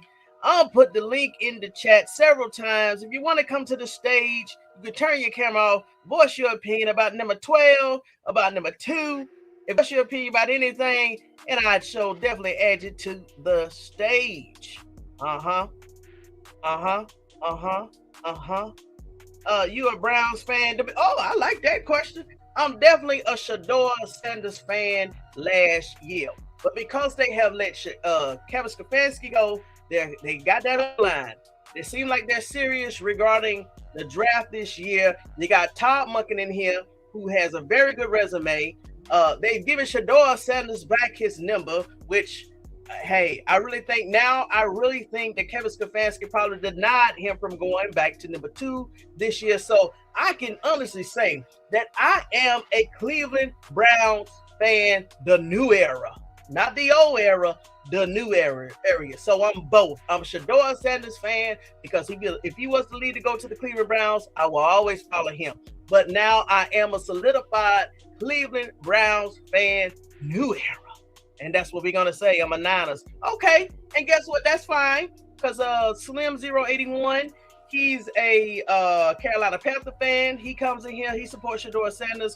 We also got another Vesta, 420. She's with the New York Giants. So, hey, we thrive with all different Vestas. So that's fine. The only time we're going to have an issue with you, Danny, is when the Cleveland play the 49ers. And guess what? The 49ers is not on their schedule this year, so you good to go this year. Man, Joe be killing me. Listen, Joe crazy, Spike Coffee. He crazy. He definitely crazy. Be easy about involving because I will show up. Hey, invited. Hey, I'm serious about it. I'll put it. Hey, you'll make my day. Hold on, I'll put the link out there. Like, hey, listen, the rules are be respectful. Don't come over with that crazy stuff because I would definitely block you, okay? But as long as you come on here and say your piece, hey, we can talk. Mate, what's up, Mel? Yes, you did. I'm with Coach Primacy. Yes. And that pro day is tomorrow. I don't know if it's going to be filmed or not. I don't even know what time. I've been looking for it because I definitely want to go live and discuss what I'm seeing, but I don't even know if it's going to be filmed. I'm a dog pound, 10 toes down. Yes, Selmo. All right. Let me throw it out here one more time. If you want to join the platform, come on, stand 10 toes down. Turn your camera off. All I just want to hear is your voice and just give me your opinions and your thoughts on it. I've been on Unk. Okay. What come on. Come on, Danny. Come on. The Vestas is waiting. Come on in here. Show us how you do it. Pre-game network. Well, come on, do me the honor. Click that link. Come on. Click that link. Let me go in and clear all these pictures off. Let me go in and clear this whole entire dashboard so I can see when you're ringing my bell. Come on, Danny. And anybody else that want to hit that link? They coming from G Live. Oh, I didn't even know he had a live. Oh, okay then. Okay. Ever love. Oh, that's what. Okay. 7 a.m. Mountain Time is the pro day. Well, I guess they operating on military time over there. Okay. Let's see here. How long are you gonna be on? How long are you gonna be? Hey, I've been on for 2 hours. If you want to join the live, come on with it. Hey, you can come up here for 1 minute. I'll be good. Come on up for 1 minute. I know you come up for 1 minute. Let's see here. Unk and Chico will be live on. Oh, hey, thank you for that, Peter Love. Thank you. I keep saying Peter Love. Amber, that mean I kind of missed you, okay? But Peter Supernatural got you, okay? Okay. All right, dog pound. Amber Love. There you go. I need to set up. All right. I keep going. Let's get busy. Hey, it ain't nothing but a word. You over here, Tony Talks Vested Up. What? I'm always scrapped. I'm already ready to talk. Come on, let's talk. I'll wait for you. Let's get busy then. Come on with it. Say it with your chest. It's Stick your chest out and come on. Make sure you come over with your notes, your drink, and your vest. Because it's about to get real over here. All right, I'll wait on you. I've been here and there. Okay. Okay. It's all good. Hey, if people want to come on in from that G Live, come on in over here with the TTVU. Come on, Tony Talks Vested Up. I'm ready. I'll just work all night, midnight out on that midnight train to Georgia. You don't come on with it. I welcome it. Come on. Peter Supernatural knows me. Oh, hey Peter, if that's true, okay, then Toney ain't ready for you. Behave. Oh gosh. Okay. Should I worry, Peter? We'll try it out. Hey, I'm a veteran. Hey, I'm a veteran. I'm ready for any challenge. Okay, just know I'm standing 10 toes down and we can go at it. All right? Let's see him. All right. Toney ain't ready for you. Hey, Peter, hey, you know my number. Hey, text me what I need to look out for. Hey, clip notes will help. But I'm going to give him the floor. Go Gladys. Who is Gladys? I'm good, Peter. Good, Peter. All right, let's see here. Okay. Wow. Hey, I'm giving. Hey. Okay. I'm waiting for somebody to come up to the stage. Let me make sure it's out there. Be nice. Is he that bad? Is he that bad? Okay, we shall see then. We shall see. Is he that bad, Amber? She don't know me. I'm about love. Okay, I'm about love too. This is a community of investors. Oh, love. 24/7, 24 hours, 7 days a week. What? And sometimes we work overtime, just like this postseason. All right, come on. She don't know me. I'm all about love. Who's Gladys? Midnight train to Georgia. You saying it? Okay. All right. Okay. And yeah, Vaughn be cutting up. Hey, I like it. Let's see him. And while he's getting ready, this is going to be the first of ever. Come on with it. Justine Munn, we had a good time Saturday. Slim 081 had a good time. Let's see what the new crowd, the new vest is going to come up with. And while he's doing that, let me go ahead and find another clip. Let me go ahead. You just let me know when you is a woodpecker. You be sending you some wood. All right. I'll go ahead and play another little clip. Let's see right here. Because I want to see this. Hey, in the chat, just let me know if he's for Shedeur or he's against Shedeur, so I know what hat I need to put on. Because even the military, we prepare for the enemy if necessary. We also prepare for those foes, okay? So let me know, okay? No. Hold on, no. Let's see. I got some clips. I don't want to do that one. Oh, hey, go, Ty Simpson. Let's go ahead and play this clip again.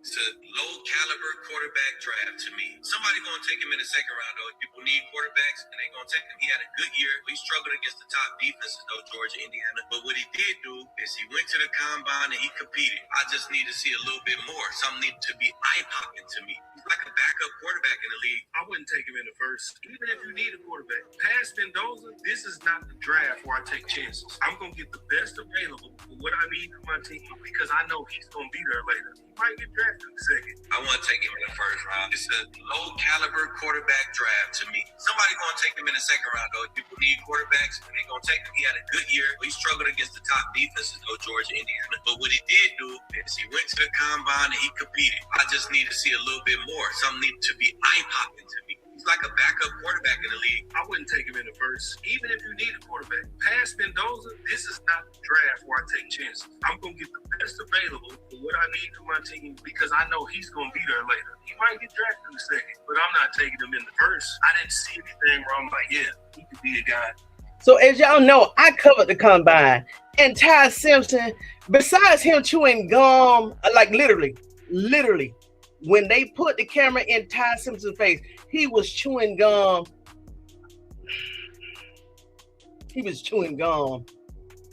That's all I remember about Ty Simpson being at the way that he was chewing that gum and smiling. I didn't see nothing spectacular about Ty Simpson. I'm sorry. I didn't see nothing about Ty Simpson. To be honest with you, I'm not even trying to be funny. Besides that, there's nothing spectacular about Ty Simpson. Let me go in and play now. This is Chris Ballard. He is the GM for the Indiana Colts, right? Let's see what he said about Ty Simpson and all the rookie quarterbacks coming out of college. Position, right? And I'll let folks ask all the questions that they want, and I know you answered a billion of them this week.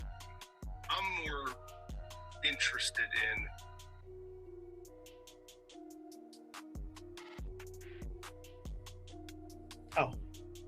Hey, what you mean? Faye, please don't hold it against him, Miss Toney. What against what? Ty Simpson? No. The way he was chewing that gum. No. Let's go ahead and see what Todd Monken had to say. Come on with it. This the combine. If you guys want to start, you can start.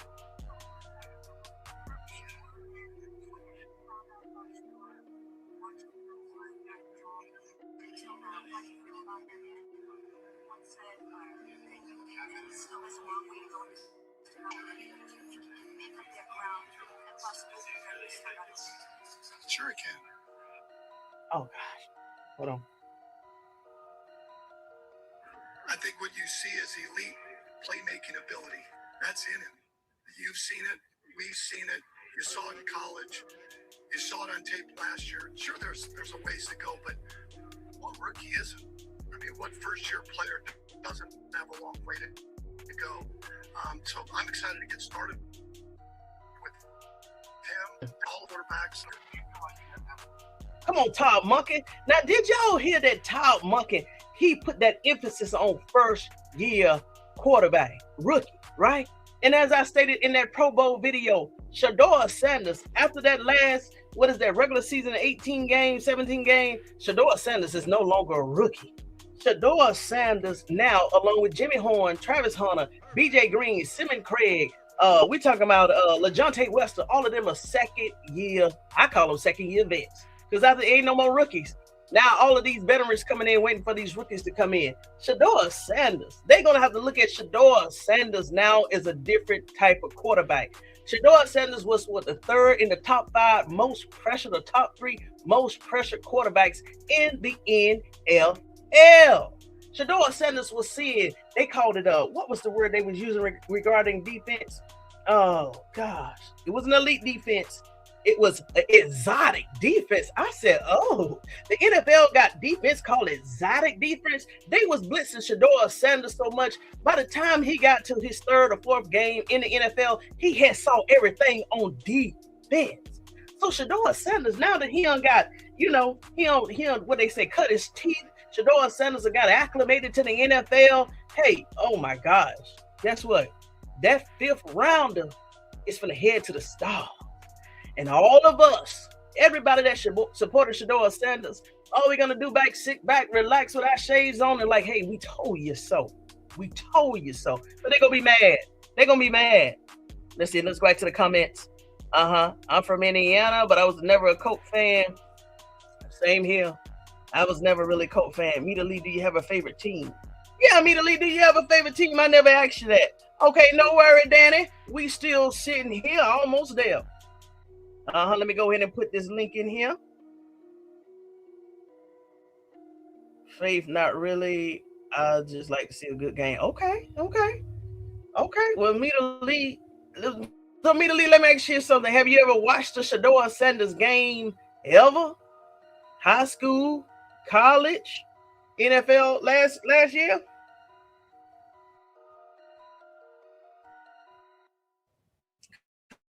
If not, you're in for a treat. Oh, my.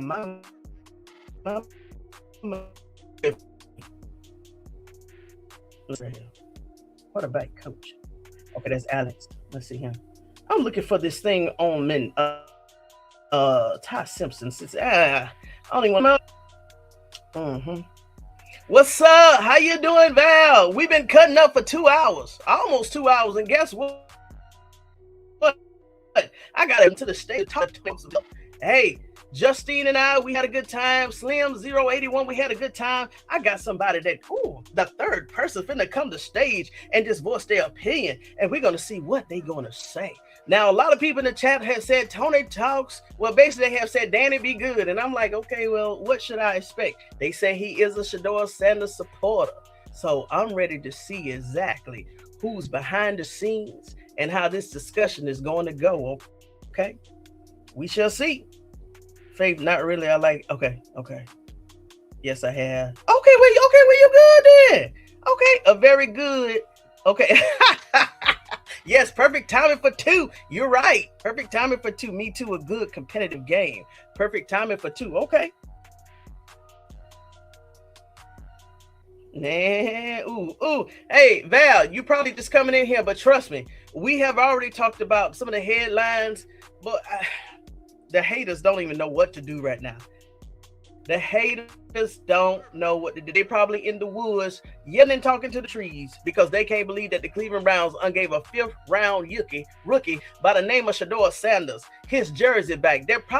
We've already talked about it, so this is nothing new. They're probably wondering, why did they allow a 5th round rookie to get his jersey? They're going to say that Shedeur Sanders, they're going to come up with new rules tomorrow. 5th rounders should not be allowed to pick their own jersey. They're going to say the Cleveland Browns organization has lost it. They don't know what they're doing on the hill. They have lost Berea. They're letting Shedeur Sanders run the whole entire organization. Just watch all these narratives come out. They're going to say Shedeur Sanders. They're going to say the Cleveland Browns is weak. Andrew Berry is letting Todd Monken do what he wants to do because Shedeur Sanders gave Todd Monken a head statue for his birthday. They're going to say, the Sanders family took over Cleveland Browns. They're going to say, what's next? Is Deion Sanders going to go? Listen, they going crazy behind the scenes. I don't even know how they're going to survive tomorrow because everybody going to be looking at them to say, okay, now what? Now what? Let's see here. The Cleveland Browns media is having a meltdown. Yes, they are. It's all good, sis. Replay. Amen. Let's see here. Yeah.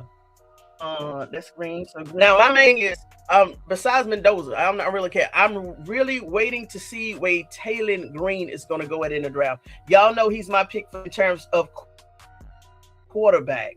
So that I like that young man. Now I say he's going to go to the Cardinals. I'm going to say he's going to go to the Cardinals.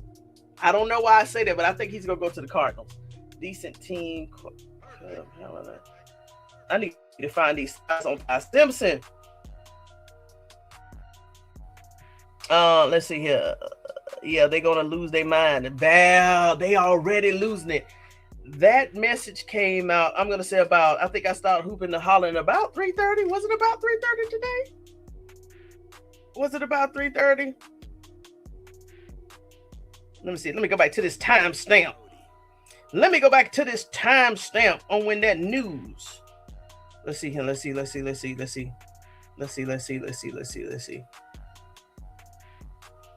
What time was this? At 5 something. I think I heard the news around 4 o'clock, 3:30, 4 o'clock. They should have seen this coming when they dropped the video. Come on with it. That's what I'm saying. The Cleveland Browns in postseason. They created their own video on Shedeur Sanders. This postseason. I can see if they would have dropped it around preseason or whatever. After he won the cornerback competition. They did it. They put the NFL draft ain't even here and they did a video on Shedeur Sanders. Now Shilo is coming. That's what we waiting for. Essie Thomas. I think you was like maybe one of my first 5 or first 10 bastards. Hey, I haven't seen you in a while.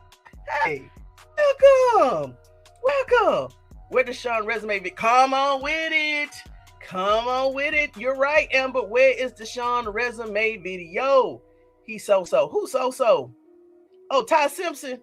You're right. If you're talking about Ty Simpson, I don't think he's so-so. He needs to stay in school. Well, they used to say back in the 80s, stay in school. That's basically what the GM Ballard said. Stay in school. Because like he said, if you come out of college in the first round, the expectations for you is so high, he's going to ruin his career. Amber Love, you're so right. Hey, Peter. Win 2. Yeah, we got to change that now. We so used to win 12, W12. We got to say win 2. Let's see. See. Okay. Where's that one back? Chris Ballard. Here you go. This from Chris Ballard.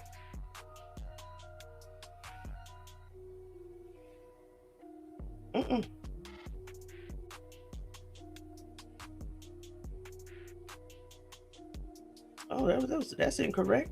I hope I haven't. Okay. All right. Can't play that one then. Let's see what Andrew Barry, since he's the man of the hour today, let's see what he said at the combine. Get in with the coaching staff once our off-season program starts. Continue to work on his body physically, and then make strides when we actually get on the grass. Let me go here and then open.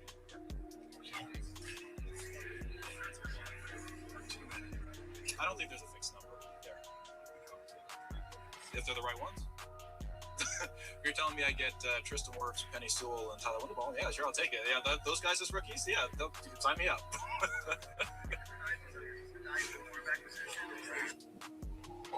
Let me tell you, Essie and everybody else, if you haven't caught the last few lives, we have talked about if Shilo Sanders comes to the Cleveland Browns, it's over for the rest of the NFL teams. Nobody is not going to talk about nobody else in the NFL besides the Cleveland Browns. I even said if they even sign Shilo just to sit on the bench, they're still going to lock down all the headlines because Shedeur Sanders got number 2 back officially. Shilo Sanders have joined his brother in Cleveland. And guess what, Vestas? We went over that. There from whenever they started tracking up until now, there have been 400 sets of brothers that have played in the NFL. Some brothers have played on the same team at the same time. Some brothers have played on opposite teams or different teams during the same time. Hold on, let me put up that list. Hold on. So once Shilo Sanders come into the NFL, and we can actually say, hold on, that's already happened. So really, Shilo and Shedeur actually was the 401st team last year. Brother said last year because Shilo Sanders was on the Tampa Bay, but we know how that worked out. But we want to get Shilo on the team with longevity. Okay, so that has happened. So let me go ahead and tell you what brother sets have played in the NFL at the same time on the same team. Hold on, NFL brothers. Because we covered that. We covered that in late January. Brothers played on same team. We done talked about so much stuff over here in the postseason. Let's see right here. Okay, here's some notable brothers who played on the same team. And once Shilo Sanders signs that dotted line with the Cleveland Browns, it'll be another set. Hold on, let me catch up with the chats. Oh yeah, it's a wrap. Yeah, hit the like button if you haven't hit the like button. I know you got caught up. I think the Barbers one was on the Giants, the other one was at Tampa Bay, but I'm finna go down this list right here. But I was thinking of the Barber twins also, Tiki and Runde. All right, notable brothers who played on the same team. We got Shaquille Griffin, they on the Seahawks in 2018. We got a Devin and a Jason McCourty. They played for the New England Patriots. They also played together and won the Super Bowl, whatever that is, L111. 53? I'm going to say 53. All right, then we got a Marquise and Mike Pouncey. The Florida Gators, while they did not play on the same NFL team, they were renowned teams drafted in the first round. Okay. Then we got a Clay Jr. and Bruce Matthews. They played in the same era with Clay in Cleveland and Bruce in Houston/Tennessee. All right. Then we got Joe and Nick Bosa. While not teammates, the brothers were recently high-profile defensive sibling pairings in the NFL. And then they play. Okay, then we got Tremaine, Tyrell, and Trey Edmonds made history in 2019 by appearing in the same game with Terrell and Trey playing together on the Pittsburgh Steelers. So when this happens with the Cleveland Browns with Shedeur and Shilo Sanders, don't let none of these people convince you that they're getting special treatments. No, this has happened in the NFL for years and years and years. So based off this right here, and don't forget the Kelsey twins. I don't think they played on the same team, but many brothers have played in the NFL together, and it seems like it's been less sets of brothers that played on the same team. But guess what? Shedeur and Shilo won't be the first brothers to play on that team. So don't let these people come up here with these crazy narratives saying, oh, they only getting a preferential treatment, or it's only a business decision. Now, I agree on that part. It would definitely be one of the biggest business decisions in history for the Cleveland Browns, and I'm going to support it. I'm going to support it. Let's see here. I'm going to support this. Let me go ahead and put this on the stage. I'm going to support this. I'm supporting this. This is what I'm supporting. Shedeur and Shilo, they've been together since Trinity Christian, JSU, those Tigers, the Colorado Buffaloes, and guess what? It's time for them to reunite. Just like Kevin Stefanski and Alex Van Pelt, Shedeur Sanders and Shilo Sanders need to go ahead and reunite on the Cleveland Browns team. If Shiloh's go to Cleveland, yeah, it's a wrap, Faith. It's a wrap. Who the Barbers play for? They play for Tampa Bay Buccaneers, and both of them was running back in the Giants at that time. Hey, Donna C, I have been waiting for you for the last 2 hours. I'm glad that you finally got in here. I've been screaming your name. We've been celebrating over here. And guess what, Donna C? There's a new Vesta in the room. Everybody knows him except for me. His name is DinDanny. He's going to join me to the stage. So right now, I'm just waiting for him to get his stuff together and join the live. Let's see what's going on. One played for the Giants. I know maybe the other. Yeah, Tampa Bay Buccaneers. That's right, Faith. W2. W Shilo, please hit the like button. Yes, ma'am. Okay, too legendary. Yes, I'm so happy too. I'm happy too. I even got some veterans from way back when I first started this channel and found me again. I'm glad you found me, Essie. I'm glad you found me. Let's see right here. All right, hold on. He's still setting up. Let me see what else I can play for y'all. I'm gonna have to go random now. Oh, hold on, y'all, Vestas. Hold on. Let's see something right now. Let me go ahead and read some of these Twitter comments. Let's see if we'll put people on their back today. Let's see if the haters are already spazzing out on Twitter. Let's see what the haters are saying today. The Cleveland Browns, even they saying it's perfect timing. If Cleveland media don't realize that now the writing is on the wall, they could just go to their Twitter pages, Cleveland Browns, the official NFL page, and they got Shedeur Sanders brushing off that watch, lifting up his arms, playing that number 2, saying perfect timing for 2. The Cleveland Browns is already making the statement known. I don't know what's wrong with Cleveland. Ooh, let's see what the haters are saying. Let me see here. Let me go under the Cleveland Browns. Let's see. Let's read some right here. Everybody's saying I love it for the nephew. He's so electrifying. The rejected will be respected. Guns are blazing. Let's see right here. Love. Let's see right. You can't tell me Shedeur Sanders ain't the starters. Come on with it. This somebody put out here on Twitter. They say you can't tell me Shedeur Sanders ain't the starter. Brown media loving them. The one that common sense love him. It's just a matter of time. QB1. They're not even. Hold on. Oh, we had a hater in here. Somebody said they're not even starting the QB. Laughing my butt off. Whoever this fool is on the social media, they just in denial, y'all. They just in denial. Somebody saying I can't wait for the next football season. Hey, somebody else said face of the franchise. Shout out to Myles also. Never mind. That's why I love you guys. Whoever edited this deserve a raise. Oh, okay. Chase another jersey. Bro's gonna be back up by 3. Okay, it's time. Dropping the one and moving to year 2. Okay, dropping the one and oh, I like this. Somebody said under the Cleveland Browns Twitter page, dropping the one and moving into year 2. Let's go. I like that. Different number, same level of wow. We had a hater right now. They said the same number, same level of ASS. We don't got time for that. When are you guys getting Saquon? I wish we could get Barkley, but we're gonna run with Junkins. Time to get patched for this. Okay. When you're bad as the Browns, you hype up anything. God dang. Yeah, they're going crazy on social media. These people crazy. Let me go back to the comments. Let me read the comments because them people crazy over there. Miss Donna C in the house. Peter.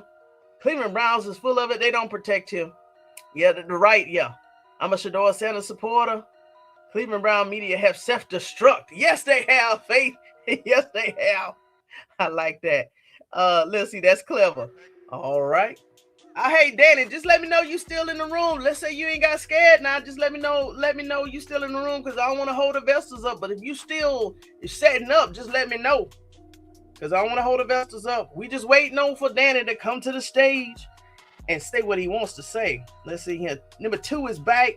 Also, one of the coldest celebrations. Yes. As in number 2, Watson is better. Okay. Postseason. Okay. Y'all really snapped this one. Okay. Yeah, they ain't marketing number 2 just because. Come on, that's the common sense. Somebody got common sense. They just ain't marketing number 2 just because. Perfect timing. Everybody that knows what this is, Brown tweeting out one of their favorite number 2s. Man, I love it.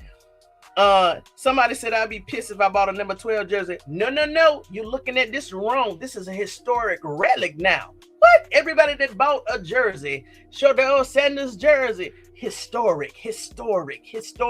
Because after they sell out, it won't be no more. He better be QB1 week or I'm canceling season tickets. Go ahead, Andrew Martinez.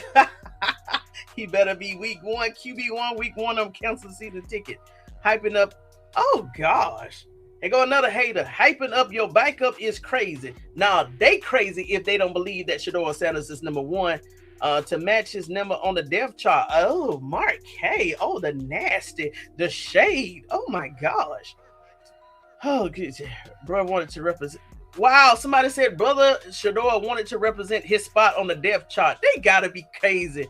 You know they crazy. Crazy. So much hype for mediocrity. They still saying that Shedeur Sanders is a mediocrity. Let them have it, y'all. Let them have it. And somebody said all this for a 3rd string quarterback. Let them have it. See, I knew I went crazy. People are jealous. Let me tell you one thing. People have really convinced themselves that Shedeur Sanders is not it. I see somebody, y'all. Hold on. Here we go. I see you. All right, all the Vestas, welcome to the stage, Mr. DinDanny. Let's see. All right, DinDanny 0777. Thank you so much for joining Tony Talks today. Let me welcome you to the stage. Let me go ahead and turn down this music to give you the stage. 1 second. Here we go, Danny. You see me? Can you see me? Yes, I got you. You see my do-rag? I got you. Now it's up to you if you want to go. It's up to you. See my do-rag? Camera or not? I do see. Put me on the camera. See my do-rag? Okay, hold on. Let's see here. Let me see. This is my first time. Hold on 1 second. I want to share the light on screen with you. Hold on. You know, I'm normally on Uncle Chico Sunday nights. Okay. See my No. See my do-rag? I see you. Oh, hold on. Prime gotta believe. Okay. So yes, ma'am.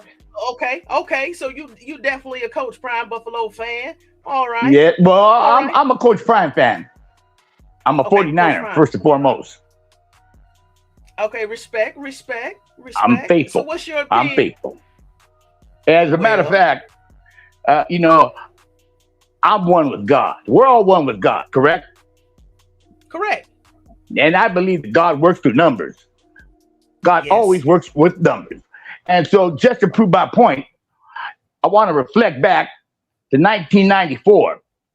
And we're going to make it how God speaks to us. See how we see 1994 there on the reflections? See that right there? Okay, we're going to take that 94, we're going to turn that and reflect that. 94 turns into 49. You see that? Okay. Then that leaves us with 19. 19, and then we're going to add Coach Sanders college football because he was 19 years old in college. Comes out to 21. Correct? 19 plus 2, that's his college. His professional career, he's number 21. And now we're going to reflect 21. Can you see that? Okay. Now, Now, if you reflect 21, can you see that up there? It says, it looks like is. It says is 21 reflected. Looks like is. You see that? Okay, yeah, backwards. Yes, backwards. Okay, so now this is how God speaks to me. He says 21 is a 49er in 1994. That's a reflection in the numbers. Can you see that? I see. Can you see how? Can you see how I'm speaking? In 1994, it says 21 is a 49er in 1994. That's God speaking to me with numbers. And as a matter of fact, in 1994, Shedeur Sanders, that was his best career as a football player. He was a defensive player of the year in 1994. And he also helped us out win our fifth Super Bowl, first team ever to win 5. And I'll be talking to Coach Prime. Pretty soon because he's going to come on with Uncle Chico pretty soon. Okay. And I'm going to present him with that. As a matter of fact, I have a prediction for this year's winner. With the Dominic Ponder situation, and him passing, I have a prediction for 2026. If you add up 2 and 2 and 6, comes out to 10. And you make a personal and put Coach Prime's number in there, comes out to 12. So my prediction is that the Y in this equation is Dom. And so I predict that the Buffs are going to go 10 and 2 and win the Big 12 championship. Okay. And that's God speaking. Okay. That's God speaking to me because Dom is short for Dominic, meaning belonging to the Lord or of the Lord. And Coach Prime said that Dom was chosen. And so Dom equals dominate. See that? So half of it's Dom and innate. The word innate meaning inborn or natural. So that's where Coach Prime is going to have to bring out the natural talent in all these young players as the Y is in the equation for everybody to unify. So if we ponder the thought, because the last name is ponder, in the Bible, ponder means to weigh mentally, consider carefully, and meditate deeply on God's word or life events. Now that's prophetic right there, based upon Dominic Ponder. And the thought is a process. So the bottom line is we got to believe that this is going to happen. I want you and everybody in the chat to believe that the that the Buffaloes with Dominic as the Y in the equation are going to go 2 and 10 and be the Big 12 champions. Okay? Can we all put it out there? And hold on 1 second. And I just want to let you know right now I have 12 comments that I have not read and 44 lives. Look at that 44 and that 12 lined up just now. Keep going. Keep talking, Danny.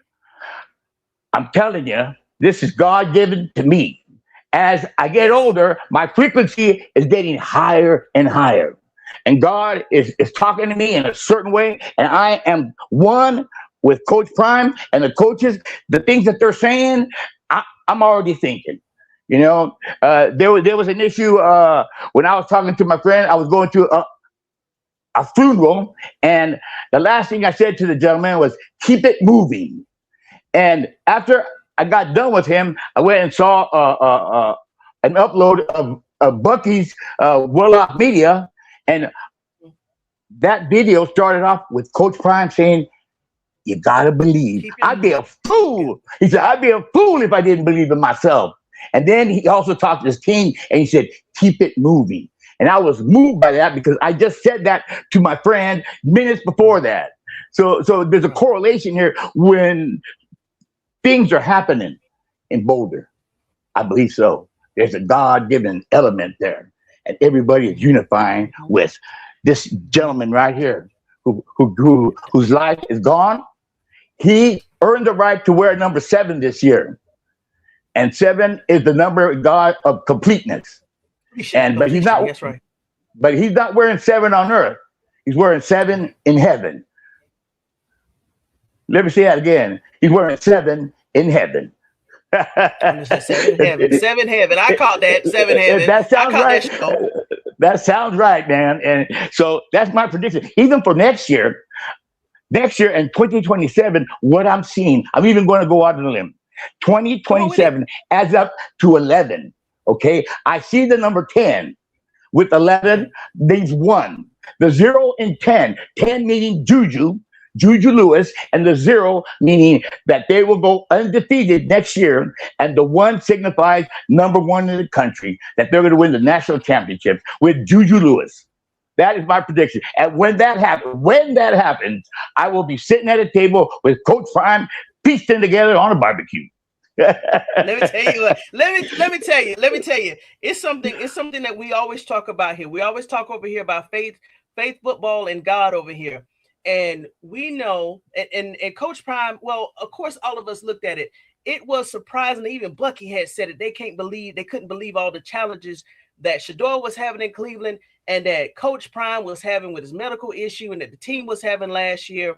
Both teams, Shedeur Sanders with his situation, even Shilo Sanders with his situation, Coach Prime with his situation. We had 3 different situations going on, trials and tribulations at the same time.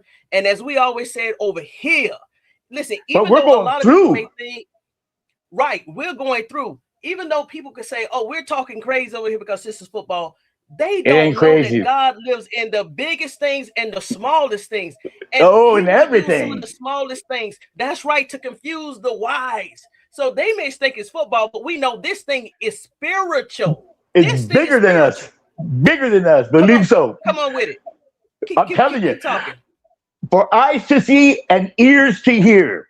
I'm telling you, this is the year for the Sanders family to come out, to show out, and God's grace is going to shower all over the people who believe. And I believe so much. I got my little guy right here. See that? That's a little me right there. My friend gave me. This is the guy who said, keep it moving. Look at me. That's me. I got to color him up, though. This is a bobblehead. Okay. I wouldn't expect the little mini me to come up here, but I got you, though. I got you. Look at him. So, that's a little DinDanny 007. He's all up close. So, you know what, Tony? Go ahead. Go ahead. No, so I'm glad that you brought up what's his name? Big Dog and Chico. Is that his name? Chico, Big Dog Chico? And Unc, yes. Yeah, and Unc and Big Dog. So before I started my channel, when the Sanders family got to Colorado, I used to live on his channel. I used to live on so many other podcasters' channel. And they actually, I'm not gonna say that, but I'm glad that he's still doing well. Big Dog. Oh, they're doing great. I know he lives in Hawaii. Is he okay? Yes, he does. Good. Yeah, is he okay because of that? Yes. As a matter of fact, I made a wood for Unc and Chico. Let me show you.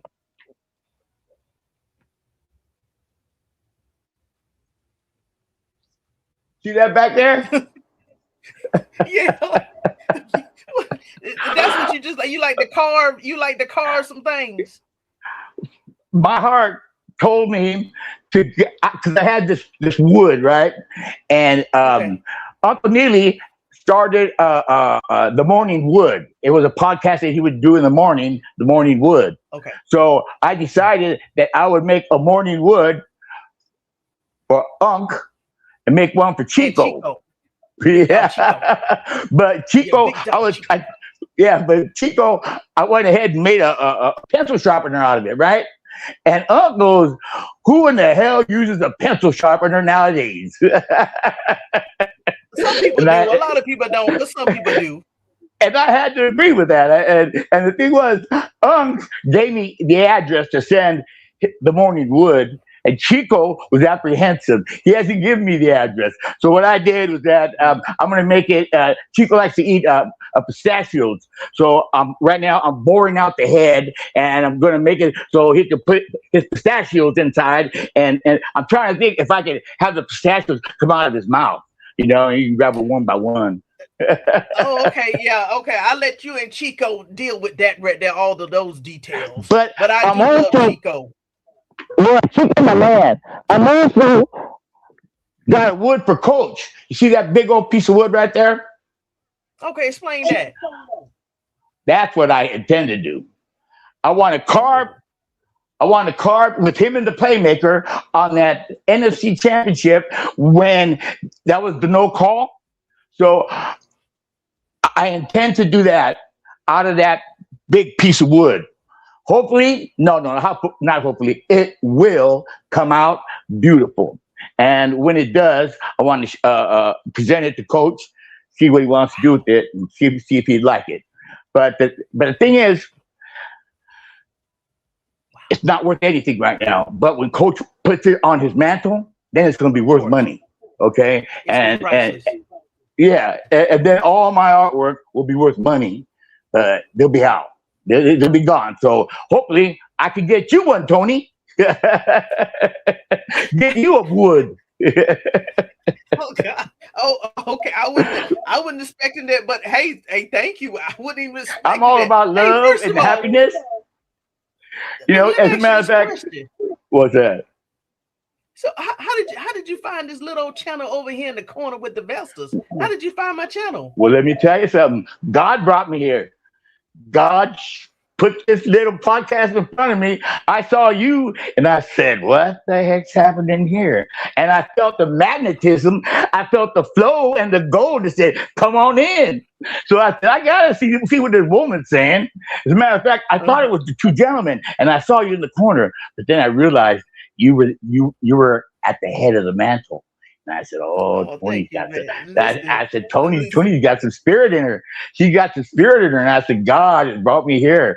And then when you invited me on, I said, oh, definitely God has brought me here. So listen, I will say this because me being authentic, stand up for the community, saying what needs to be said, putting God in everything. The Vestas have been beside me. Myself, because I already have a channel.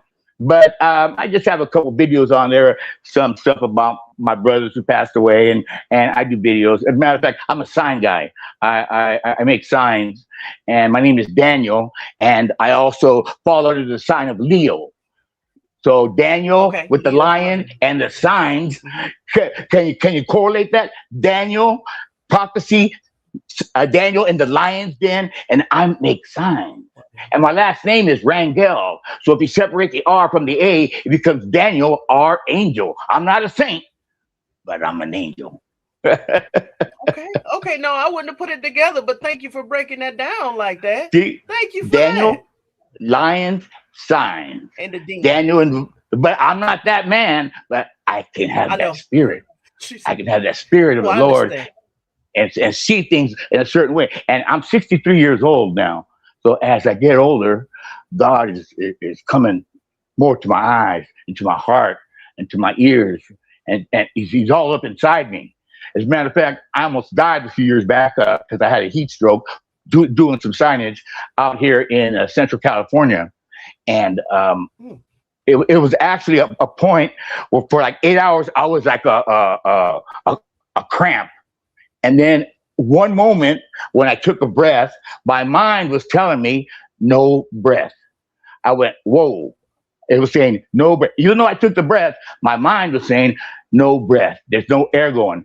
And immediately I went to the Lord. I had a one-way line to the Lord. And I said, no, Lord. I can't go out like this. And I said, it is your breath that breathes life into my nostrils. The moment that I said that, the door swung open at my shop, and it was my mother. I swear, it was like unbelievable. It was profound.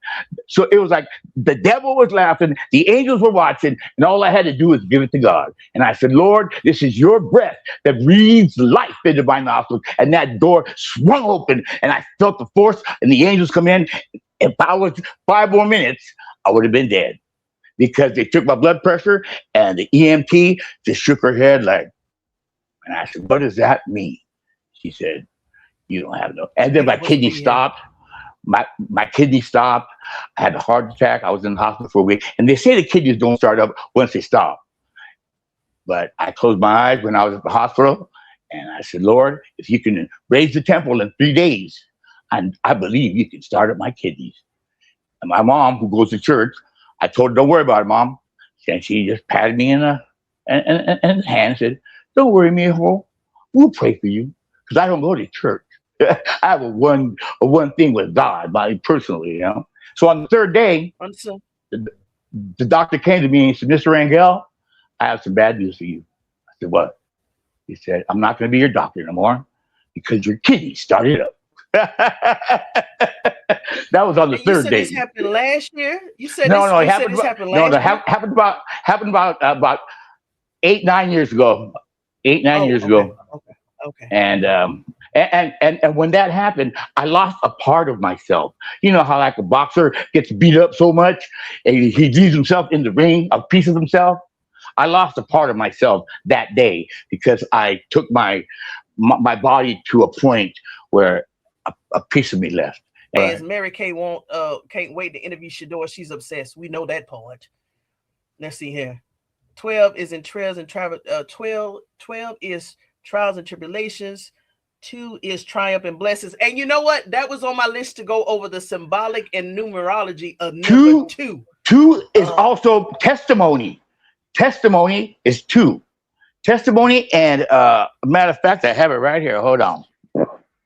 I have it all down. Pull it up. There it is.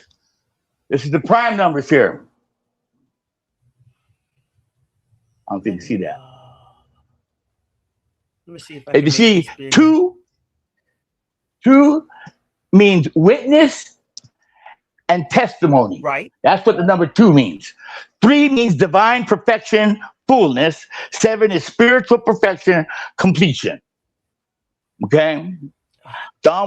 And CU not only stands for Colorado University, to me, it also stands for Christ undefeated. The CU. Okay, got you. Okay, CU. Christ undefeated. So, and this is 2025. That's up to 9. Okay, and 12 being the Big 12, 7 is Don number, and 2 is coach's number. 21. 21 divided by 7 is 3. So they went 3 and 9 in 2025. That was last year. That was the record. So then I put. Okay, so numbers add up, and God's speaking to us in numbers. That was like back at Jackson State when Shedeur said he needed coach at the sidelines when he was having his health issues, and Shedeur Sanders had that game-winning drive, and Shilo had that interception, and the game ended in 21. I remember that. And Coach Prime said, look how God speaks to us, and showed that it was 21 at the end of the game. Now that's a wonderful thing. That's a wonderful story right there. That's beautiful how God speaks to us. I remember that game. So can I ask you a personal question or podcasting type of question? Absolutely. I'm an open book, hon. Okay, so you said that you'll be meeting Coach Prime soon with Big Dog Chico and Unc. Have you met him before? Spoke to him before? No, I haven't. But when I do, him and I are going to feel like we've known each other for a while. I know this. Okay. I feel it. Same thing with Unc. Unc and I, we spit it up together. Unc gives me a hard time. Me and Chico, we were just meant to be together. Like me being here with you, Toney. It was just meant to be. God brought us together because we all have a message. My message is joy and laughter. Like I said on the podcast, I'm on about 5 podcasts. I said there's nothing better than to see a smile and to hear laughter. That's God at his best, you know. And God sits with me and laughs with me, and man, God is so funny. He is so funny. Hey, hey, that's all. That's all. Deion Sanders did so much for the 49ers. Why did the 49ers let him go? I found that out this year. I thought it was for the money, but Okay. he was on a show this year with Jerry Rice and Steve Young, and Steve wanted to know why he left. And Coach Prime said because when he came in for the season, he saw somebody wearing his number 21, so he knew that he wasn't going to be part of the team that year. And that's kind of messed up. Okay. And Steve Young was devastated when Coach Prime told him that. Steve Young just fell over on the couch, and he was just for the rest of the show on his back. He couldn't believe, that because he thought it was for the money, and I thought it was for the money. But Coach Prime said he saw somebody on the field wearing 21, and then he knew exactly what was happening, so he went to Dallas, which is probably the dumbest thing. You know what? Avesta did put that. Okay, now I'm putting the connector in the dots. Avesta did tell me about 2 or 3 lives ago that Deion Sanders saw somebody on the field with his jersey, and that's why he left 49ers. So yes. My follow-up question to you, back there in 1994, were they only doing 1-year contracts? I thought he came in for 1 year. He came in for 1 year. Oh, as an assassin. And then he played for the Giants that year as well, because I'm a big Giants fan, and I saw him play baseball, and I've seen him play football, and now I want to sit at the table with him after we go 10-2, and after we go undefeated with Juju Lewis, and I'm saying here to the world, putting it out there because I got faith, because you got to believe. I believe so much. Listen. And Coach Prime, since he's been in Colorado, and I'm not sure for JSU, but definitely Colorado, he always said, "Do you believe? Do you believe now? You gotta believe." That's one of his mottos. Believe. I'm coming. I'm coming. We here. And that was the same thing with Jackson State.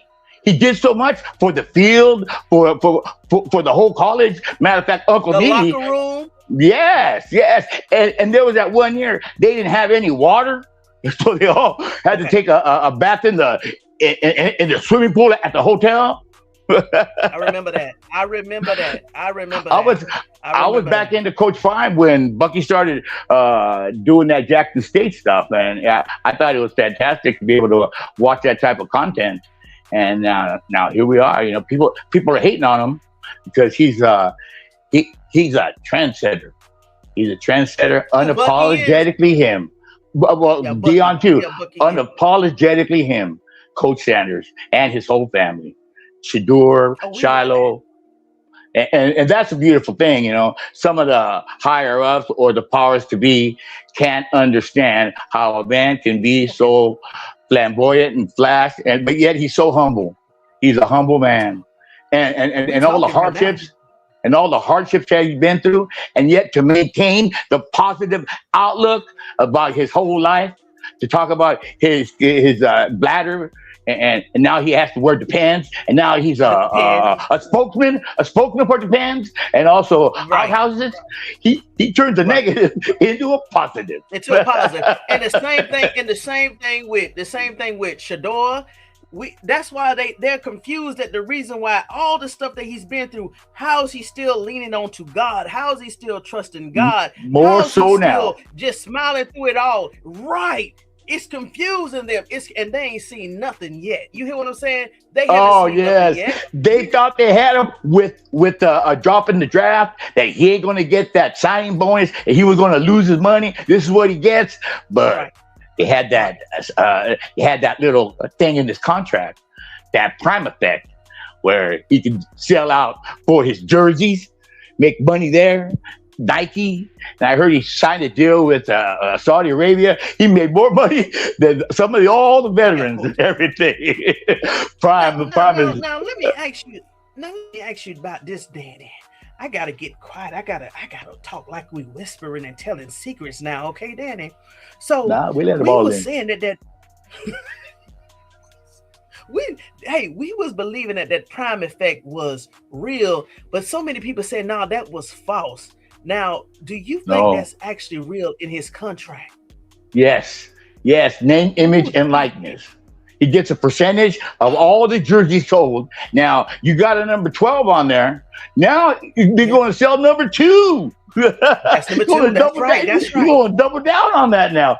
Probably sell more 2s and 12s. But the 12s will probably be worth some money because that's, Listen, Danny, you have not been in this room, but everything that you just said in the span of 10 seconds, we've been screaming this for the last 2 hours. Everybody that got 12, hold on to it, because it's going to be a historic relic for Shedeur Sanders' NFL career. And also, everybody's going to go out and buy number 2. And we even said he even is going to sell more number 2 jerseys than number 12. Yep. So just like my sculptures. I'm telling you, we're on the same frequency. We are together. Anybody who's with it is with it. that's for darn sure. But you only making those sculptures in ones though. What you only one at a time. One at a time. Okay, one at a time. That's why it's going to be so rare. They say, you have a DinDanny? And then Toney said, yes, I do. Look, he made me this little wood right here. Look at it's worth $50,000. But that's not wood, Danny. That's not wood. This is a 3D printer that my friend made me. But I gotta give him some color. He's real quick. Let me see here. We already know he's going to the Super Bowl. Yep, we already proclaimed that. The Super Bowl run this year with Shedeur Sanders and the Cleveland Browns. He knows prime. So according to Danny, he hasn't met him yet, but he's definitely going to meet him this year. So I'm not going to go into details. I don't want you to go into details, Danny. I'm putting it into the world. I'm a manifestation. I'm putting it out there in the world, and we're going to make a vibration. Let's all clap one time, cause a vibration to head it down to Colorado. Something's happening over there. And if you're in, you're in. If you're not, just watch. You're not. And be amazed. Be amazed at what's about to happen in Boulder, where it's colder. And Uncle Neely's over there right now. He's my man. And Chico in Hawaii. Let me tell you one thing, Danny. Last year when I was still doing content on Colorado, this is before I went public, I would still have the haters come in, talk about Coach Prime. I think even when I started doing lives, some of the haters against Coach Prime and CU were still coming to lives. And you know what? I said, hey, guess what? If you don't believe what's going to happen in 2026, I said, don't forget this live. Don't forget your comment, because you will have to come by. You may not have to say, Toney, you was right, but you will know, like the whole entire world, those that hate and support Shilo Sanders, Shedeur Sanders, and Dion, that 2026 is going to be something that happens that they can't explain. They'll be in the back of the room. They'll be in the back of the room just watching, saying, oh, my God. Hating even more. Mad as ever. Yes, sir. Yes, ma'am. I believe. I believe. I gotta believe. I gotta believe. Okay. And when I'm... And go ahead. No. God has put it in my heart. God has put it in my heart. And I believe it to be so much. God hasn't let me down yet. So I believe so. I believe it to be so. Now I got to have Coach. Coach wants to go undefeated though. He wants to go undefeated. But every year. But I see that next year. I see Juju taking that team, because the number is 11. I see 10. I see the 0, and I see 1 left over. 10 from 11 is 1. The 0 is games lost, and the 1 is the number 1 in the country, the national championship. I'm excited. So let me ask you this, Danny. So do you see Juju Lewis being the starter all year long this year here? This year, I don't see anything of that nature. All I know is that I definitely see him in 2027. Okay. Whatever happens this year happens. That's on Coach. But it's up to Coach to bring out the innate abilities of these men so that we dominate. We got to dominate. From dome. Yes, that's the why. That's the linchpin. That is the glue in all the players gelling together for one common goal. And they will dominate if they get the mind right and the mindset and trusting God, trusting the process, and act on impulse, not think, but act on impulse, because it's a process and they have to go through the process. And they have great coaches this year. I can't believe anybody talking bad about the coaches, even from previous years. They have so much knowledge in the football sense of the word. It's unbelievable. It's unbelievable. Now, before you join the chat, somebody had put in the chat, but before you join the platform, somebody put in the chat, I'm going to say, at least in the first hour, that Unc and Chico is going to scream the pro day tomorrow. Is that true? Yes, they will. Yes, they will. That's on the pregame network, on the morning run, and the pregame network. Start bright and early. Okay. And you'll probably see my 7:00. Yeah, bright and early. And you'll probably be seeing me chiming in on the chat, because I am a loyal member to them. And I think I think I got another one under my belt now. I think it's Toney. Okay. I think Toney's one of mine. Hey, listen. Don't make the haters mad, because they gonna say, how did he find her over there in that desert in that corner? They gonna say, how did they find that little We're gonna bring it up in Georgia? No, God has his hand on you. God has his hand in the little old Georgia over there, Tony. He's got you. He's got you. Little old Georgia. That's true. I'm looking for tickets to the Cleveland game. Yes. Hey, so while I'm reading the comments, what do you predict for the Cleveland records this year, Danny? I have nothing to know about no Cleveland. All I know is just what I know, what came to me. All I know is that I'm sticking with Toney. And we're going to get connected. We're going to get vested in Toney. Invest. Because we vested up. We're going to invest in Toney. Right, invested. I got to go take care of my little guy. Thank you for having me on. Worries. And to your people out there, keep watching, keep inviting people over. This woman has a lot to say. She's real. She speaks from the heart. Out there in Georgia, that Georgia peach out there. My vest on. I got my notes. I got my drink. I got my vest. Hey, we stay vested up, Vesters. We stay vested up. I like that. Oh my gosh, I don't know. I'm definitely going to. I don't know. Vesters, what? Daddy, oh my God, y'all warn me, Vesters. Vesters, y'all warn me. I'm gonna see a game. Okay. Oh gosh, he was sweet. I walked away and came back. Listen, Danny was a sweetheart though. Danny was a sweetheart. And I could feel his energy. Now that is true. I did feel his energy. Wonderful energy. But he reminds me of so many men in Georgia. Boy, they be sliding things in there, boy. You gotta catch it and hold yourself. You gotta stay vested up at all times, 365 degrees, Vesters. I'm trying to tell you. Listen, but Danny was sweet. Let's see here. Silver, I can't even read that. No, he ain't crazy. No. He ain't crazy. No. Toney, did you get the email I sent you?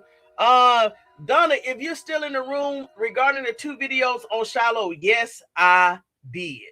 I was planning on incorporating that into the live for tomorrow, but then this news came out about the jersey, so I had to jump on it. Handle it, Dana. See, hey, thank you, Mita Lee. Oh, hey, Donna, I'm not messing with you. Oh, she's a peach. I'm a Georgia peach. Yeah, I'm a Georgia peach. You know what? Behave, Donna. Lord, Peter, you woman. I ain't know that's what you was talking about. But I did like some of those. I did like that. Now he He does have skills. I do like that. You know what? I'm not messing with you, Donna. Donna, you know what? Y'all, what is wrong with y'all in the chat? Y'all, I'm trying to have a serious conversation, and the Vesters, The Vestals are talking crazy in the chat. Let me go ahead and put this thing back up here, Vestals. That's one thing. I got some ride or die Vestals. Because y'all are still with me. Hold on. We still celebrating. Hold on 1 second. Y'all done messed me up, Vestals. Oh, that's what y'all was talking about. But he really was a sweetheart. He really was a sweetheart. Oh, Lord. He remind me of all of the nice men that I met in Georgia. Let me go back to the comments. Y'all cutting up. You know what? Mita Lee, don't do it. Don't do it, Mita. Lord, Mita. So we talking about... Listen, I don't know. Y'all been cutting up in the chat. I don't want to... You know what?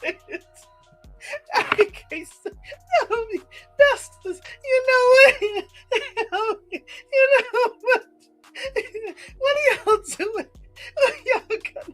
Why y'all do me like this? Where my shades? Where my glasses? God, I knew it. I felt something on the side. I knew y'all was cutting up, but I didn't know y'all was cutting up like that. That's a shame. We got to stay focused. Pro day is tomorrow. I mean, I got to get up at 6 o'clock. I got to get ready because y'all done see woman and handle sneakers. What sneakers y'all talking about? Oh, God, I'm sorry to hear you lost up. Yes, seemed like he lost all of his, oh, gosh. Yeah, he lost both of his brother. But whenever he does establish his channel, I definitely want him to share his channel name. He said DinDanny. So I may even look it up. If I find it, I'll put it out on my channel tomorrow because I really enjoyed the conversation. Mel, I'm just going to throw it up here and take it off. That's all I'm going to do. Okay, you know what, Donna C, you don't supposed to be joining into this, Donna C. You supposed to be, you better talk that talk, Daddy. Donna C, you don't supposed to follow in with the rest of the Vestals. I did see them at Pro Bowl. Who you saw at Pro Bowl? Oh, you talking about Uncle? You talking about Uncle and Chico? Let me know if that's what you were talking about. Yes, I enjoy him, Faith. Let me tell you one thing. No wonder Justine said, Justine, if you still in this room, is that what you was talking about? If I can't handle it, come. I was expecting somebody to go back and forth with stats and this and Shedeur Sanders this and. But when y'all said he was a supporter, and then Justine said, "Hey, I'll come up to help you out," I didn't. Now I know what she was. Y'all in trouble. How much is the tickets? So Lady of Elegance, the schedule is out, but they haven't released the dates or the tickets. So we all waiting on that, okay? Y'all are cutting up. This is an awesome channel and great people. Slim, why you didn't help me? Here go another name. Hold on, is this channel attracting some of the most awesome Vestals, but some of the Woods and the Peters and the Slims, the Slim Jims? What else am I about to attract? What's going on with the name? I can't stay out here. Now we got a Slim Jim in the room. Oh, got a Peter Supernatural. We got a woodworker. Now I know why Peter said a woodworker. You know what? Oh, God, the double entendres. You know what, y'all? It's almost 9 o'clock, and I know I got to go back to work. I'm not messing with you, Mel. No wonder y'all was like, oh, my gosh. No wonder somebody said, Daddy, behave. Oh, my God. I didn't catch it, y'all. I didn't catch it. Listen, Mita Lee, stop lying. Mita Lee, stop lying. Stop lying. What's going on with Shilo? So, thank you, Lady of Elegance. Thank you so much for putting, of course, not there so I can just focus on the intent of today. Okay, because I've gotten surprised. Shilo. Oh, God. We are still waiting on the official news regarding Shilo and Cleveland. Lady of Elegance, thank you so much for being that footing that I needed at a time like this. Hey, God, I got a ram in the bush. So we don't know as of now, but Shilo, try not to stop laughing, but Shilo as of now, we think that the word is going to come down. Now that Shedeur, one of our beliefs is now that Shedeur has given up number 2 for whatever reason, that is allowing Shilo to come in and grab up that number 12 jersey. So that's what we're putting out there. That's what we're believing, that number 12 jersey. And guess what? Just like DeAndre Sanders was 21, Shedeur was comfortable with 12 because of the reverse numbers. The same thing with, hey, Vestas, wouldn't it be something that DeAndre Sanders would be the first NFL player to have 2 sons weigh the same number that reverses his number? Hey, Vestas, I think, hey, whoa, Vestas. Deion said if Shilo does come to the team and wears 12, that means DeAndre Sanders would be the first NFL player, Hall of Famer, NFL player, period, to have 2 sons come and play for the same team and weigh the same number. People would be like 10, 12 years from now, say, oh, I said 12. How is that even possible? Well, they would have to go back and understand the story of Shedeur and Shilo Sanders.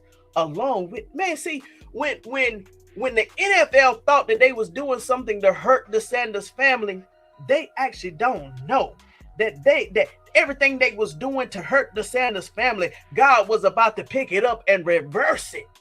And man, let me tell you one thing, 2026, if you're a spiritual person or not, you are watching the story and you don't even know how some of this stuff is adding up and how everything is perfectly aligning, because God is the orchestrator. If you're spiritual or not, especially if you're not spiritual, you want it like, yeah, how is this happening? You ain't seen nothing yet. Just keep watching.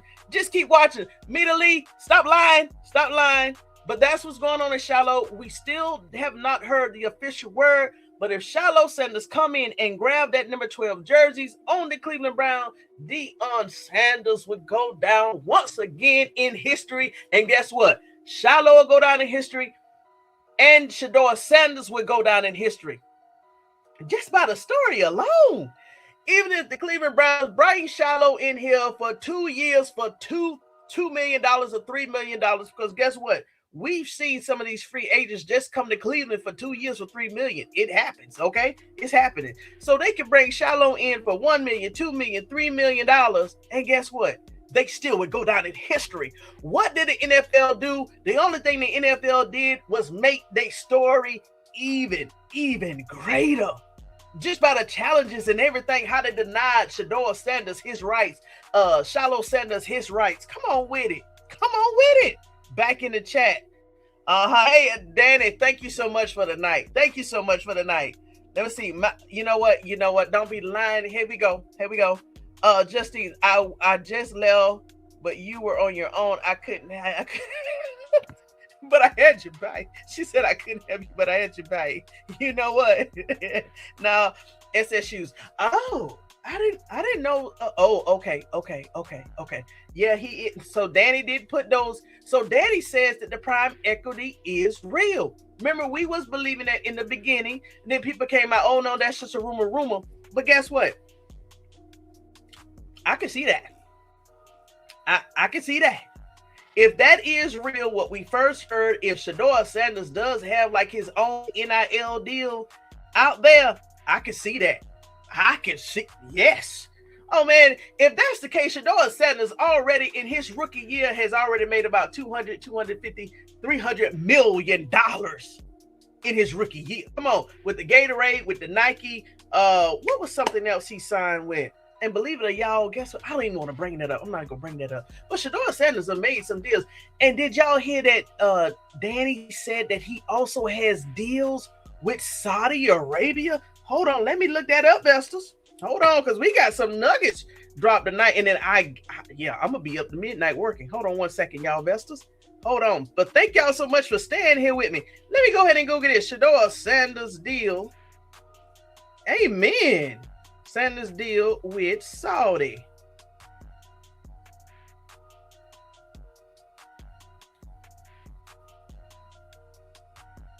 Okay, let's see him.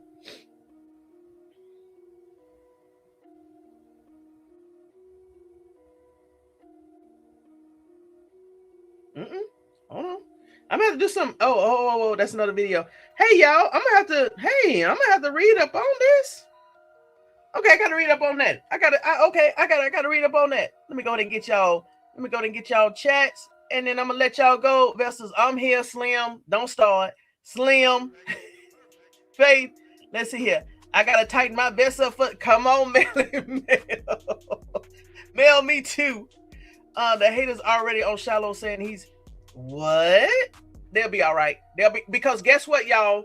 Now that we know what happened in the Super Bowl, anytime anybody brings up Shilo Sanders as being violent, make sure they bring up that player that swung against Stephon Diggs in the Pro Bowl, not Pro Bowl, the Super Bowl, okay? Shilo Sanders ain't violent. They know that. Yes, that would be awesome. I would agree with you. And Shedeur Sanders said he wanted his brother on his team. Yeah, come on. I would love that. Lady of Elegance, legendary. I hope it happens and Dion could rest. Yes, when he met Shedeur, yeah, I saw that. I did see that clip that's going around where Shedeur Sanders is meeting Deion Sanders on the field.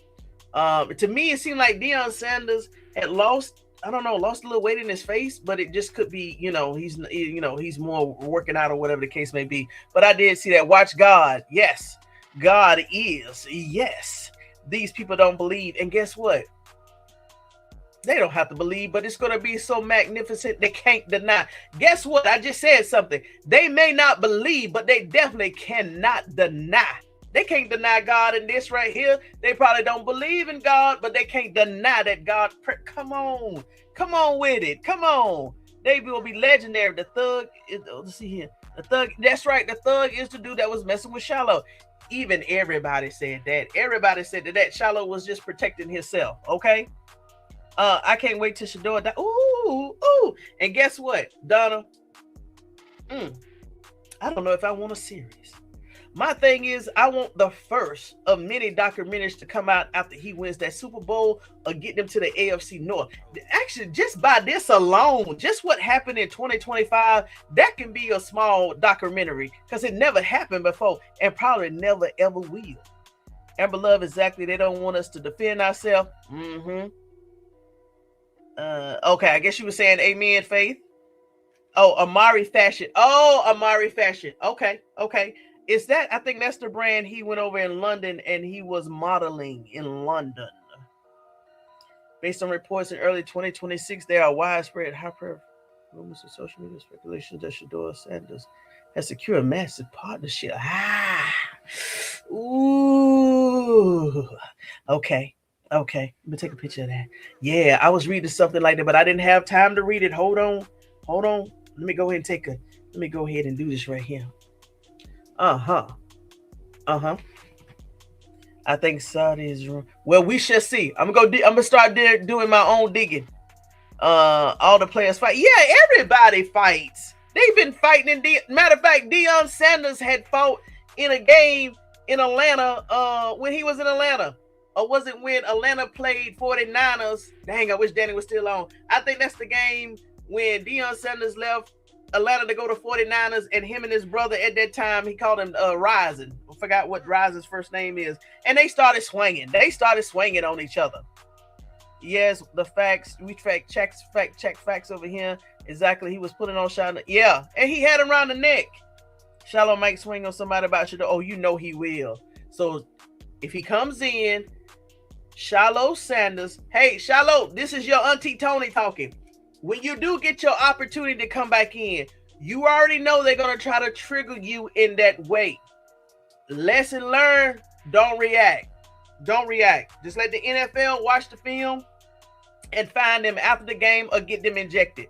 But Shilo, once you come in here, you're going to have your own demons and trials and tribulations because they're not going to want you in here, especially with your brother, Shedeur Sanders, on the Cleveland Browns team. So, Shilo, take heed. They're going to try to trigger you, okay?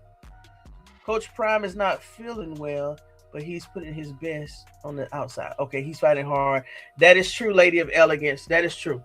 The progress isn't real, but the name. Okay, yes. Okay. Miss Custody is their household. She looks like. Okay. It's for soccer. Okay. I'm about to look that up. Okay. Sure did. Andrew, that's right. Andrew Rising. That's him. That's right. They saw each other as brothers. Come on, Toney. That's right. They don't have to believe, but they can't deny. They don't have to believe, but they definitely can't deny what's going on spiritually and physically that's going on with these Sanders. Lady, I see down here is getting weak and he needs to stop coaching. Well, guess what, y'all? I didn't bring this up before, but this is perfect timing for me to go ahead and give you my thoughts on a video that I never gave my commentary on. Okay, Vestas? And I'm going to let you go. I wish I had a picture of Prime. You see, Donnell came in here and got my hair standing up, got my hair looking crazy. But hold on, let me finish these comments and then I'm gonna I enjoyed my life, enjoying myself, Snowy K. The Browns would blow the oh yeah, God, why not? We already talked about that, Mel. So let me pull a picture up of Prime.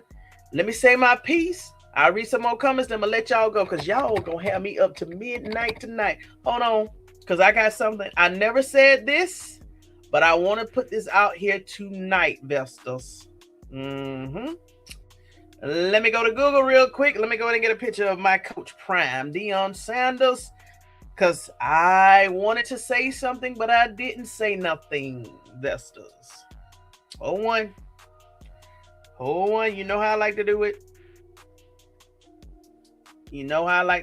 Coach Prime. I ain't right all the time, but I'm trying to tell you, sometimes I know what I'm talking about in the backwoods of Georgia. Hold on, y'all. Let me go ahead and save this right here. Ooh, y'all, I think y'all gonna believe what I know my Vestas by now. I think y'all gonna support what I'm gonna say, but let me go ahead and put this picture up here.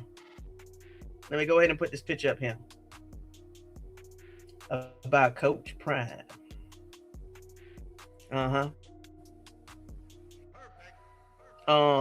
Donna C, this is very true. Later he lost his voice.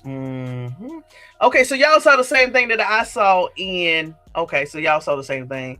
God is God. I will say this: if I don't know any other man in the NFL, that is one man I know that God has his covering over, and with the cancer that I know he has, he's gonna fluctuate. His health, his mood, his weight is gonna fluctuate. But I know that God has definitely his hands in covering over Shedeur Sanders and his family. Okay, so now that I got this up here, this is what I want to say, Vesta. We had already saw the video with off of Well Off Media, and this is just my thoughts. I could be totally wrong, but I put the pieces together from what I saw. You know, hey, it could change after the camera went off, but this is what I saw. But this is what I do know. When Shedeur Sanders, Carucci, Bucky, and his significant other, they went over there to St. Croix. Shilo Sanders, he didn't go. Shedeur Sanders didn't go. Once again, I'm going to say that when Shilo Sanders was missing, he was actually working out for teams. I'm sticking to that. Shilo Sanders was gone from social media almost 20-something plus days. I'm pretty sure he was going back and forth working out for teams. And as somebody said, he's until something is announced, he's going to just sit back and chill until something is official. But when Shedeur Sanders had said out of his own mouth on that particular video with him and Carucci, when he said that, yeah, I'm looking to buy a house over him, I said, okay. And we already know his health problems. We already know that.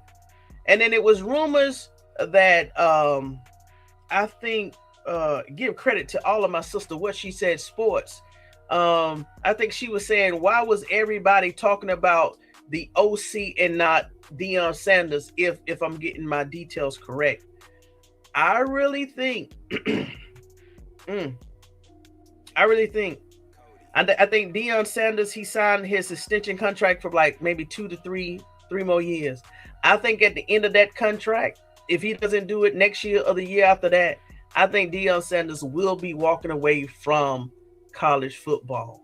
I think Shedeur Sanders, I think he just wants to just be with, his future wife or significant other, somebody that he seemed like to me, he really loves Carucci. And I think he just wants to walk away from it, enjoy life, give it to any young coach that wants to be the head coach of the Buffaloes. I think this is why he actually fired Rob Livingston and Pat Schumer, somebody we've been screaming about for the last 2 years. He finally did that. Once again, just like the Cleveland Browns, they're cleaning slate. And I think DeAndre Sanders is preparing for his departure. Not that type of departure, but departure from coaching. So he can live somewhere free and happy and live in, one of the most beautiful places in the world, with Carucci. So that's my opinion. Dan says he sees this year 10-12. Next year, Dan says he sees undefeated and #1 in the nation. And trust me, if it happens like that, God's will, that's when DeAndre Sanders will retire. Because guess what? He can say, I know that you doubted me. I remember the stories. I know what you did to my son, but guess what? I'm leaving on top. Remember how everybody said they want people to leave on top? And if that's God's will, guess what? That would be DeAndre Sanders. Probably the next day he will say, now I have done the work. I have impacted so many young lives. Now I'm leaving football. I'm going to live and enjoy my life. At that time, Shedeur Sanders will be at the end of his rookie year contract. He'll be getting a massive second year NFL contract. Shilo Sanders, if he's in the NFL, if he wants to be in the NFL, he'll be established. Let's not forget about Shalimore. I hope I haven't messed up her name. And Deandra. Those young ladies will be older and more mature. And DeAndre Sanders at that time, I really think he could say, okay, now I can enjoy my life. All of my kids are established. They're mature. They got their right mindset. And he's going to go off and live happy. And that's all I'm going to say, Vestas. Let me go back to the comments. And then I'm going to give you back your night. I enjoyed my life. Enjoyed my son, Snow and K. Amber, if you're saying the words of Coach Prime, hey, he's already, just like Coach Prime, he's going to slowly, but he's putting everything out there. The Browns will blow, yes. Done have ever true himself. He's lost it, yeah. Okay, stress kills. Deion really doesn't trust the coaches. He said, you don't think he trusts the new coaches? I think he trusts the new coaches over the last two he had.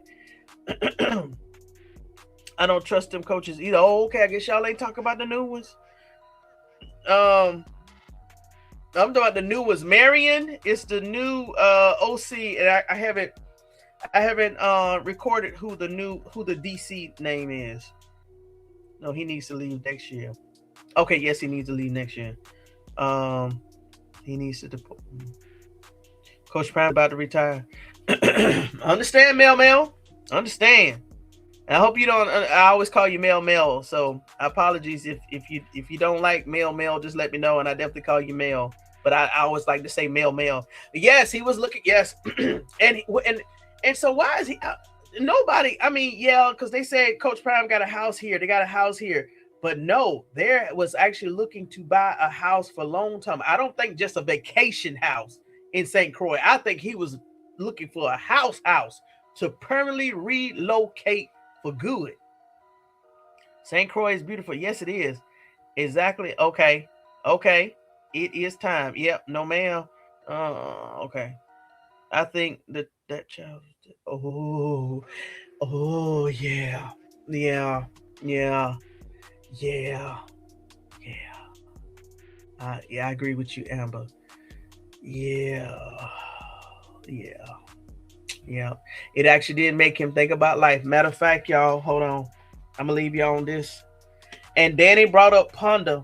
So earlier when I was looking for video clips for him to come up, I saw those video clips that I had of Ponder. I said, no, I ain't going to play those. If y'all go back to the replay, I said, no, I ain't going to play those. That's exactly what the clips that had popped up. And then when Danny came on and he started talking about Ponder, I said, you know what? That was a sign. And now that y'all bringing Ponder back up, let me go ahead and play this, and I'm going to leave y'all on this. Because we will never forget Ponder. We will never forget Deuce Ponder. We'll never forget Deuce. And DeAndre Sanders already, that messed him up. I'm going to play this 4-minute clip of of Shedeur Sanders at the actual service that when he spoke over Ponder. Ooh. And Shedeur Sanders at this time, he was like, whoo, that's what I said. Ooh, he was a handsome man at this time. Let me go ahead and share this. I'm going to drag this over, Vestas. I'm going to pull it to the stage. But Shedeur Sanders, yeah, he got choked up. And you know it will get Shedeur. Yep. And that's why I think they started talking about babies and marriages and stuff like that. Queen, my bestest friends call me Mel. Okay, Mel. Okay. Yeah, it shook Shedeur up back, you know. Now I did see him at the funeral. Of course, he didn't speak or whatever, but I didn't see Shilo there. That's why I think Shilo was still going back. Yes, he was. Come on now, come on. That's what I'm saying. We aligned over here. I just said that. I didn't see Shilo. I think he was still. I think Shilo was going across country, training with these teams. Hold on. Let these videos go over. Let these videos go over. Okay, let's see right here. Let me refresh. Okay.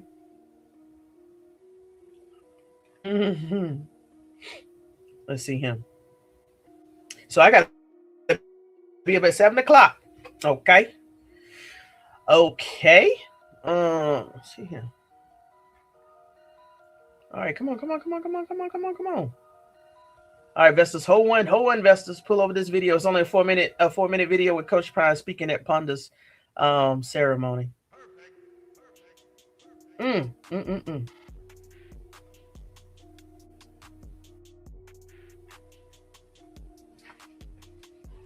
on. Oh, hold on, Vestas. They still uploaded. And I know we covered Ponders. Shedeur, keep talking about watching your back door. Huh? Really?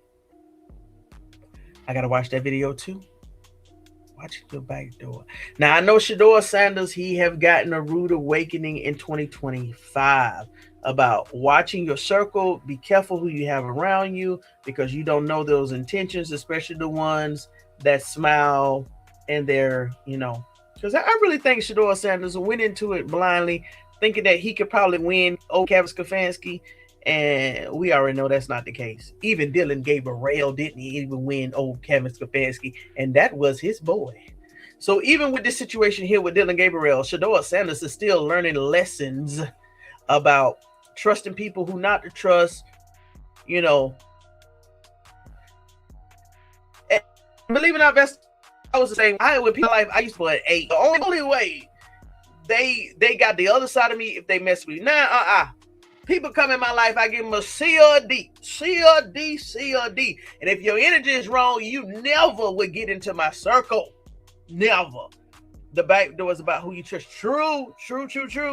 He said that on IG and Shilo. Okay. So see, he's learned a lot this year, even though it was hard and he had to learn that through trying times, but they have learned, even Shilo through watching Shedeur has learned so many life lessons. Let's see here. All right, good gracious.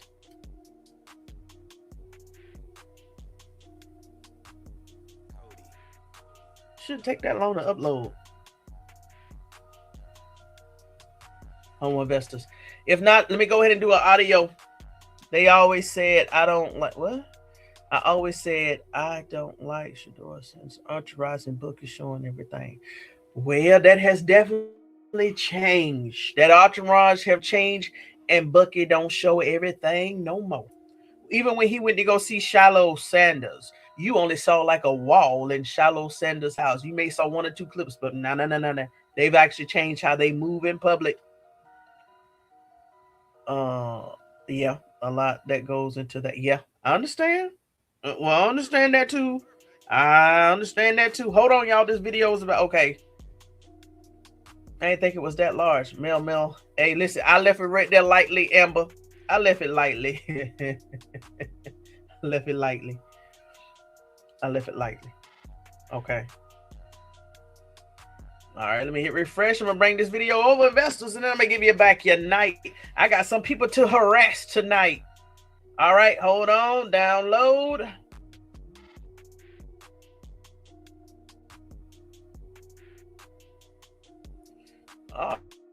All right. We must be having some vamps when we came to the room. Everything is acting up. We've been talking about God and faith over here. The demons had to come to the light and see what's going on over here, Tony Talks. Oh, they see where the energy is now. Vestas, stay prayed up, Vestas. Even those in the comments, stay prayed up. Mel, don't go there. Let's see here. What you said? I don't even like the guys about the baby shoot one. It was another podcaster. They invited Shedeur Sanders to the baby shower, and Shedeur Sanders said he would not be able to attend because he's working in the postseason. Next thing you know, he was in Colorado. Good move, Shedeur. Good move, Shedeur. Good move, Shedeur. Salute to you, young man. Good mood. Good move. Good move. Good move. I would have said the same thing. You don't know who's at these baby showers. You don't know if it's a setup about to happen or nothing. No, I'll send a gift. I think that's what Shedeur said. He'll send a gift. Okay, I guess it was a friend asked him to the... well, all right, Vestas, here's this video. Let me go ahead and turn on this music so Coach Prime can have the floor. And I'm going to leave you, Vestas. Please understand how much you inspired me, encouraged me, motivated me, and taught me some things as a family. You gave me life this week. Thank you, see you. Thank you, see you. And having our back. I'm going to be brief. Mom, you told the story and taught me some things as a family. You gave me life this week. Thank you.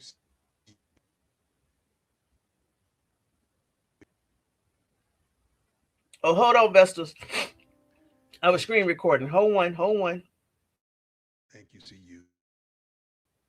Thank you, see you. And having our back. Mom, you told me it made me think about these X questions about why this happened and why did it happen, and God, why this, why that. We're successful, we accept, overcome adversity we never had. But only. Hold on, Vestas. Hold on 1 second. 1 second. I'm gonna let it play, but I'm gonna do the audio here. I know some energy changed in the room. Hold on, Vestas. Energy changed in the room. I know some energy has entered the room. Hold on, Vestas.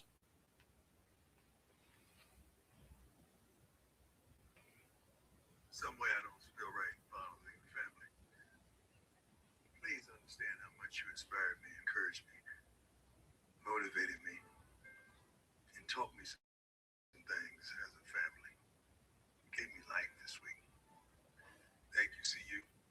Thank you, see you. Thank you, see you, for being here and having our back. I'm going to be brief. Mom, you told me a story, educated me, and taught me some things as a family. You gave me life this week. Thank you, see you.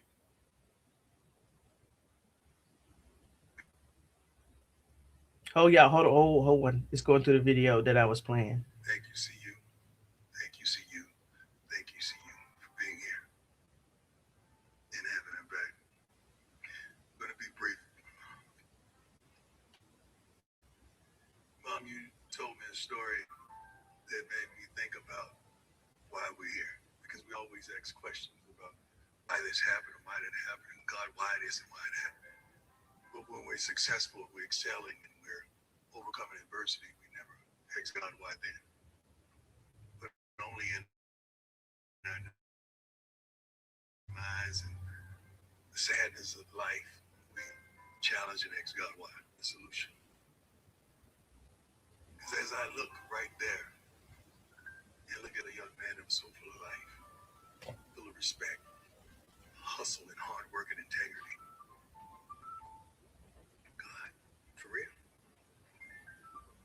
whispered,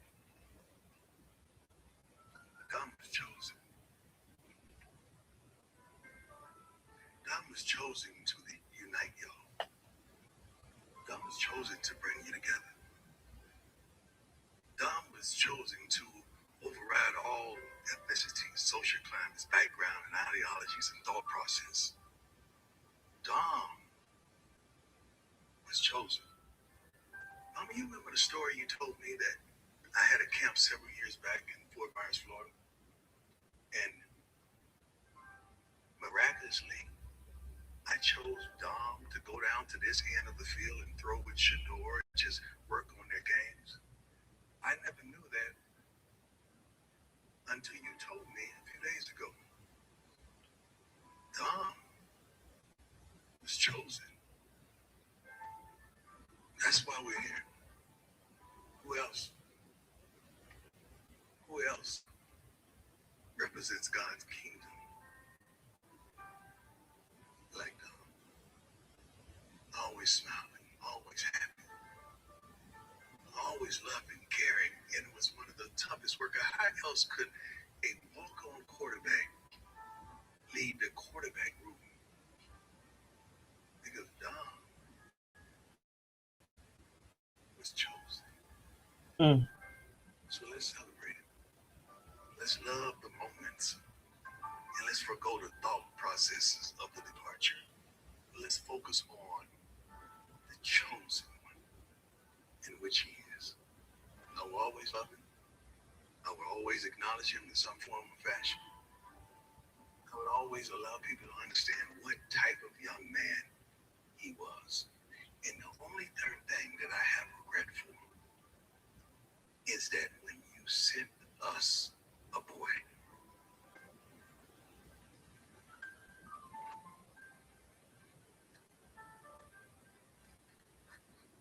I wanted to send you back a man. So fellas, I'm gonna be on every last one of y'all. Because your parents sent you here and you chose to come here to evolve into a man. Not to not make it back home. But Dom was chosen. God bless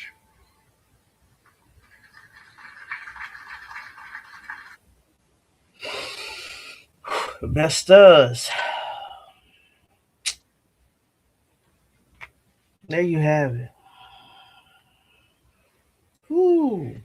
Coach Prime, he only could get through 5 minutes of that. I'm pretty sure he wanted to say some other things, but he could only get to 5 minutes of not even 5 minutes.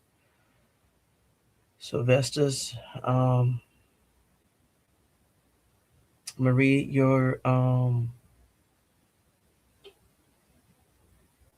read your comments, and then I'm going to give Coach Prime the floor again, and we're going to leave out on Ponder. Ooh. Maybe shower. I guess it was a friend that asked. Could be. I'm not sure. I'm just glad that hey, he had discernment. Like, no, we ain't gonna get in that. Coach Prime, yes, he did. I probably would have just went to the baby. Yep. Okay. Yeah. You never know. You never know what's waiting for you. Right, Donna? I would have been so funny. Said mine's the same. I can see him do. No, I can see Shilo saying that. Amber Love, we know, and Shilo knows. Bucky knows. Yeah, those brothers are locked in. Do you know who my daddy is? Okay. Can hear me? Can hear him? Okay. Donna C. Donna, Florida especially, and she does say, yeah. Shallow maybe having them take videos down. He said that the Bucky and his barber were trying to post something. Yeah, I mean, yeah, certain things now they know that they can't laugh through life, and some things are serious. And you just don't know who. When I say that the enemy lurks, and y'all already know this, the enemy lurks always, ready to kill, devour, and steal. And they probably using their sermon like, nah, let's take that down. Yes, ma'am. My mother didn't allow us having more than 3 friends. She believed in cutting it. Who cut your grass every day? Cut your grass every day. cut your grass every day. All right, Vestas. Yes, still in the yes, keep in the yes, yes. So let me put this back up here, and I'm gonna give Coach Prime now. Shilo, he's on a different level. Uh-huh. Shilo does not laugh and play around too much like he used to. Those boys have matured in front of our eyes, especially after last year. Yes, ma'am. Especially after last year. And investors, I'm gonna play this video audio one more time. Then I'm gonna give you back your Saturday, and I will see you again. Okay. Let me put Ponder's picture back up here. Try to find the right one. StreamYard keep jumping. Don't want that one. Don't want that one. I know it's one. But I'm just trying to. I'll just leave it right here. All right, Vestas. Come on, Coach Prime. Take us on out. Never forgotten.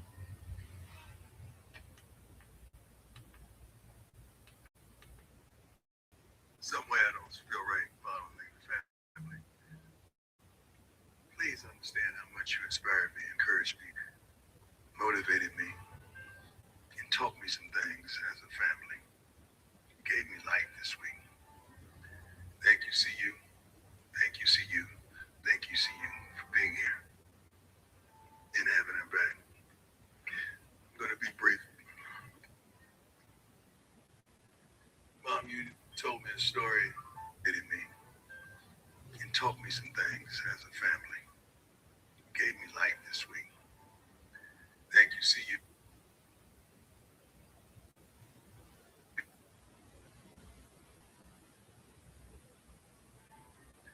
Thank you, CU. Thank you, CU. Thank you, CU, for being here and having our back.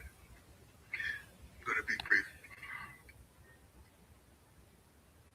Mom, you told me a story that made me think about why we're here. Because we always ask questions about why this happened, why did it happen, and God, why this and why that. But when we're successful, we're excelling, and we're overcoming adversity, we never ask God, why then? But only in our demise and the sadness of life, we challenge and ask God, why? I think I got the solution. Because as I look right there and look at a young man that was so full of life, full of respect, hustle and hard work and integrity. God, for real? And he whispered, Dom was chosen. Dom was chosen to unite y'all. Dom was chosen to bring you together. Dom was chosen to override all ethnicities, social climates, background, and ideologies and thought process. Dom was chosen. Mama, you remember the story you told me that I had a camp several years back in Fort Myers, Florida? And miraculously, I chose Dom to go down to this end of the field and throw with Shedeur and just work on their games. I never knew that until you told me a few days ago.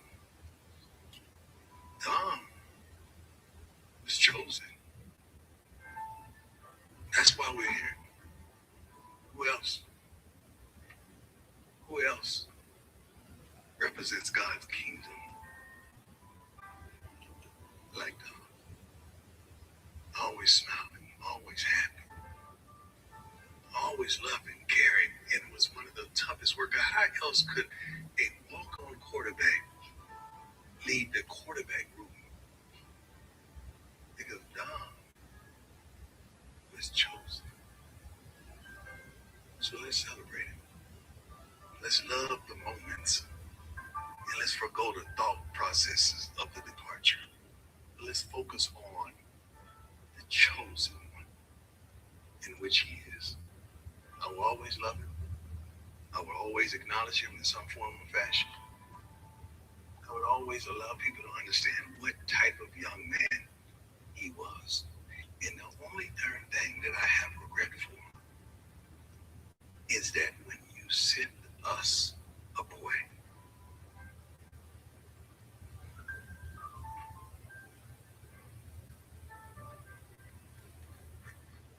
I wanted to send you back a man. So fellas, I'm gonna be on every last one of y'all. Because your parents sent you here and you chose to come here to evolve into a man. Not to not make it back home. But Dom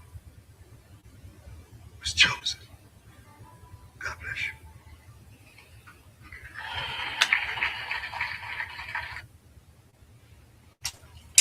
Vestas. I'm going to read your final comments and I'm going to give you back your afternoon. Vestas. Whoo, Vestas. It's been a celebration, laughter, roller coasters. Let's see, I don't even know. It's so many. Okay. Let's go ahead and get the mood up a little bit. I gotta do it. Get the mood up. Here we go, Vestas. Let's see what y'all done said in the comments on this celebration day. Come on, Vestas. Shilo said, what? Shilo said they be getting rich. What? You know what? I would not doubt it, Amber. Wow. You know what? I was kind of confused because I didn't hear that narrative before, but now, okay, I believe it. I truly believe it. Yeah. So when Shilo Sanders dons and put on that Cleveland Browns jersey, oh my gosh, they gonna go crazy. And guess what? We're gonna be right here standing 10 toes down. Ooh, best on drinks, everything else, and we're gonna start chopping. Shedeur Sanders pulling up a LeBron. What? With a jersey number, genius. He's getting paid for 2 jerseys. Hey, guess what? It don't matter, because when Tom Brady jumped from team to team and all of his fans followed him, hey, he had the same number and fans were still buying his jersey. So it is what it is. And guess what? As long as we have the right to pursue life, oh, y'all messed it up. Pursuit of life. Y'all know exactly what I'm talking about. We're gonna spend our money where we want to spend our money. I don't care if he has to change. If he changes to another number, we still gonna buy that jersey number. Tom Brady. Who all the other greats? All the other greats that stay with one team. It's very rare that a great stay with one team. But I'm definitely calling on Tom Brady, because I know many people got that Patriots jersey and they also got that Tampa Bay jersey. So it is what it is. We're gonna keep rolling. Mel. Yes, Coach Prime. Yes. Meter Lee. Yes. Donald C. Yeah, I know it was hard. Yeah, he broke down when y'all heard that silence. He was trying to control himself. Trials, tribulations through triumph and blessings. Amen. 2 and 2. Oh, Donna. Oh, 2 and 2. Yes, 2 and 2. Let me see him. That's why Shilo is so protective now. Yeah. Well, I tell you one thing, Shilo Sanders. Once he enter back into the league, he's gonna need to start how can I say it, build up his own temperament, his own conditioning, because the trials that Shedeur went through, he's gonna have different demons and devils pursuing him in other ways. And Shilo needs to be thoughtful. Thoughtful meaning that, hey, the strategies that the enemy is going to use to get Shilo is going to be totally different from Shedeur Sanders. So he just need to be mentally prayed up and start praying, because once he gets the opportunity, they're going to come for Shilo and they're going to try to get him to react the same way they reacted in Buffalo. Buffalo. Ma'am, you cover all the emotions tonight. Yeah. He went through right preacher's prayer replace. Hey, this supposed to be a celebration, which it was, but I don't know, the ponder thing was just perfect timing. Perfect. They already talking about. He said Mel said, they already talking about Shiloh fighting it. They crazy. They all right. There you go, Amber. That's what I'm saying. There you have my bite. Life, liberty, and pursuit of happiness. What was messing me up was the Will Smith movie. And I knew that was pursuit of happiness, but I forgot about that middle word. Yeah, life, liberty, and pursuit of happiness. We go spin, and support. They get on my nerves, right? If it's done. Hey, Mel, yes, we went from love. Oh! Y'all got to stop. Oh gosh! Okay, hold on, y'all. Hold on. Good evening, everybody. Oh my God, you missed out. You missed S12. You missed out. Oh my God, yes, you missed out. We're about to go. It's about 3 hours and 40 minutes. But trust me, if you got time, just go back and watch the video. Cut it up in sections. But wow, we covered a lot tonight. Wow. But welcome to the room, Maria S. Amber Love. I'll be on Instagram giving it. Okay, give them that business. Yes, and keep giving them that business. Ooh, night, Meter Lee, night, and LOL. I'm gonna leave out on that LOL. But thank you so much for all of the Vestas. Have a good night, Slim. Have a good night. I'm on the replay. Hey, get ready. It's gonna be a section that you ain't ready for, okay? Maria, just warning. Okay, warning. It's about that first hour and a half. Warning. Okay. Thank you so much. Hey, you know what, Slim? Bye, Slim. Bye.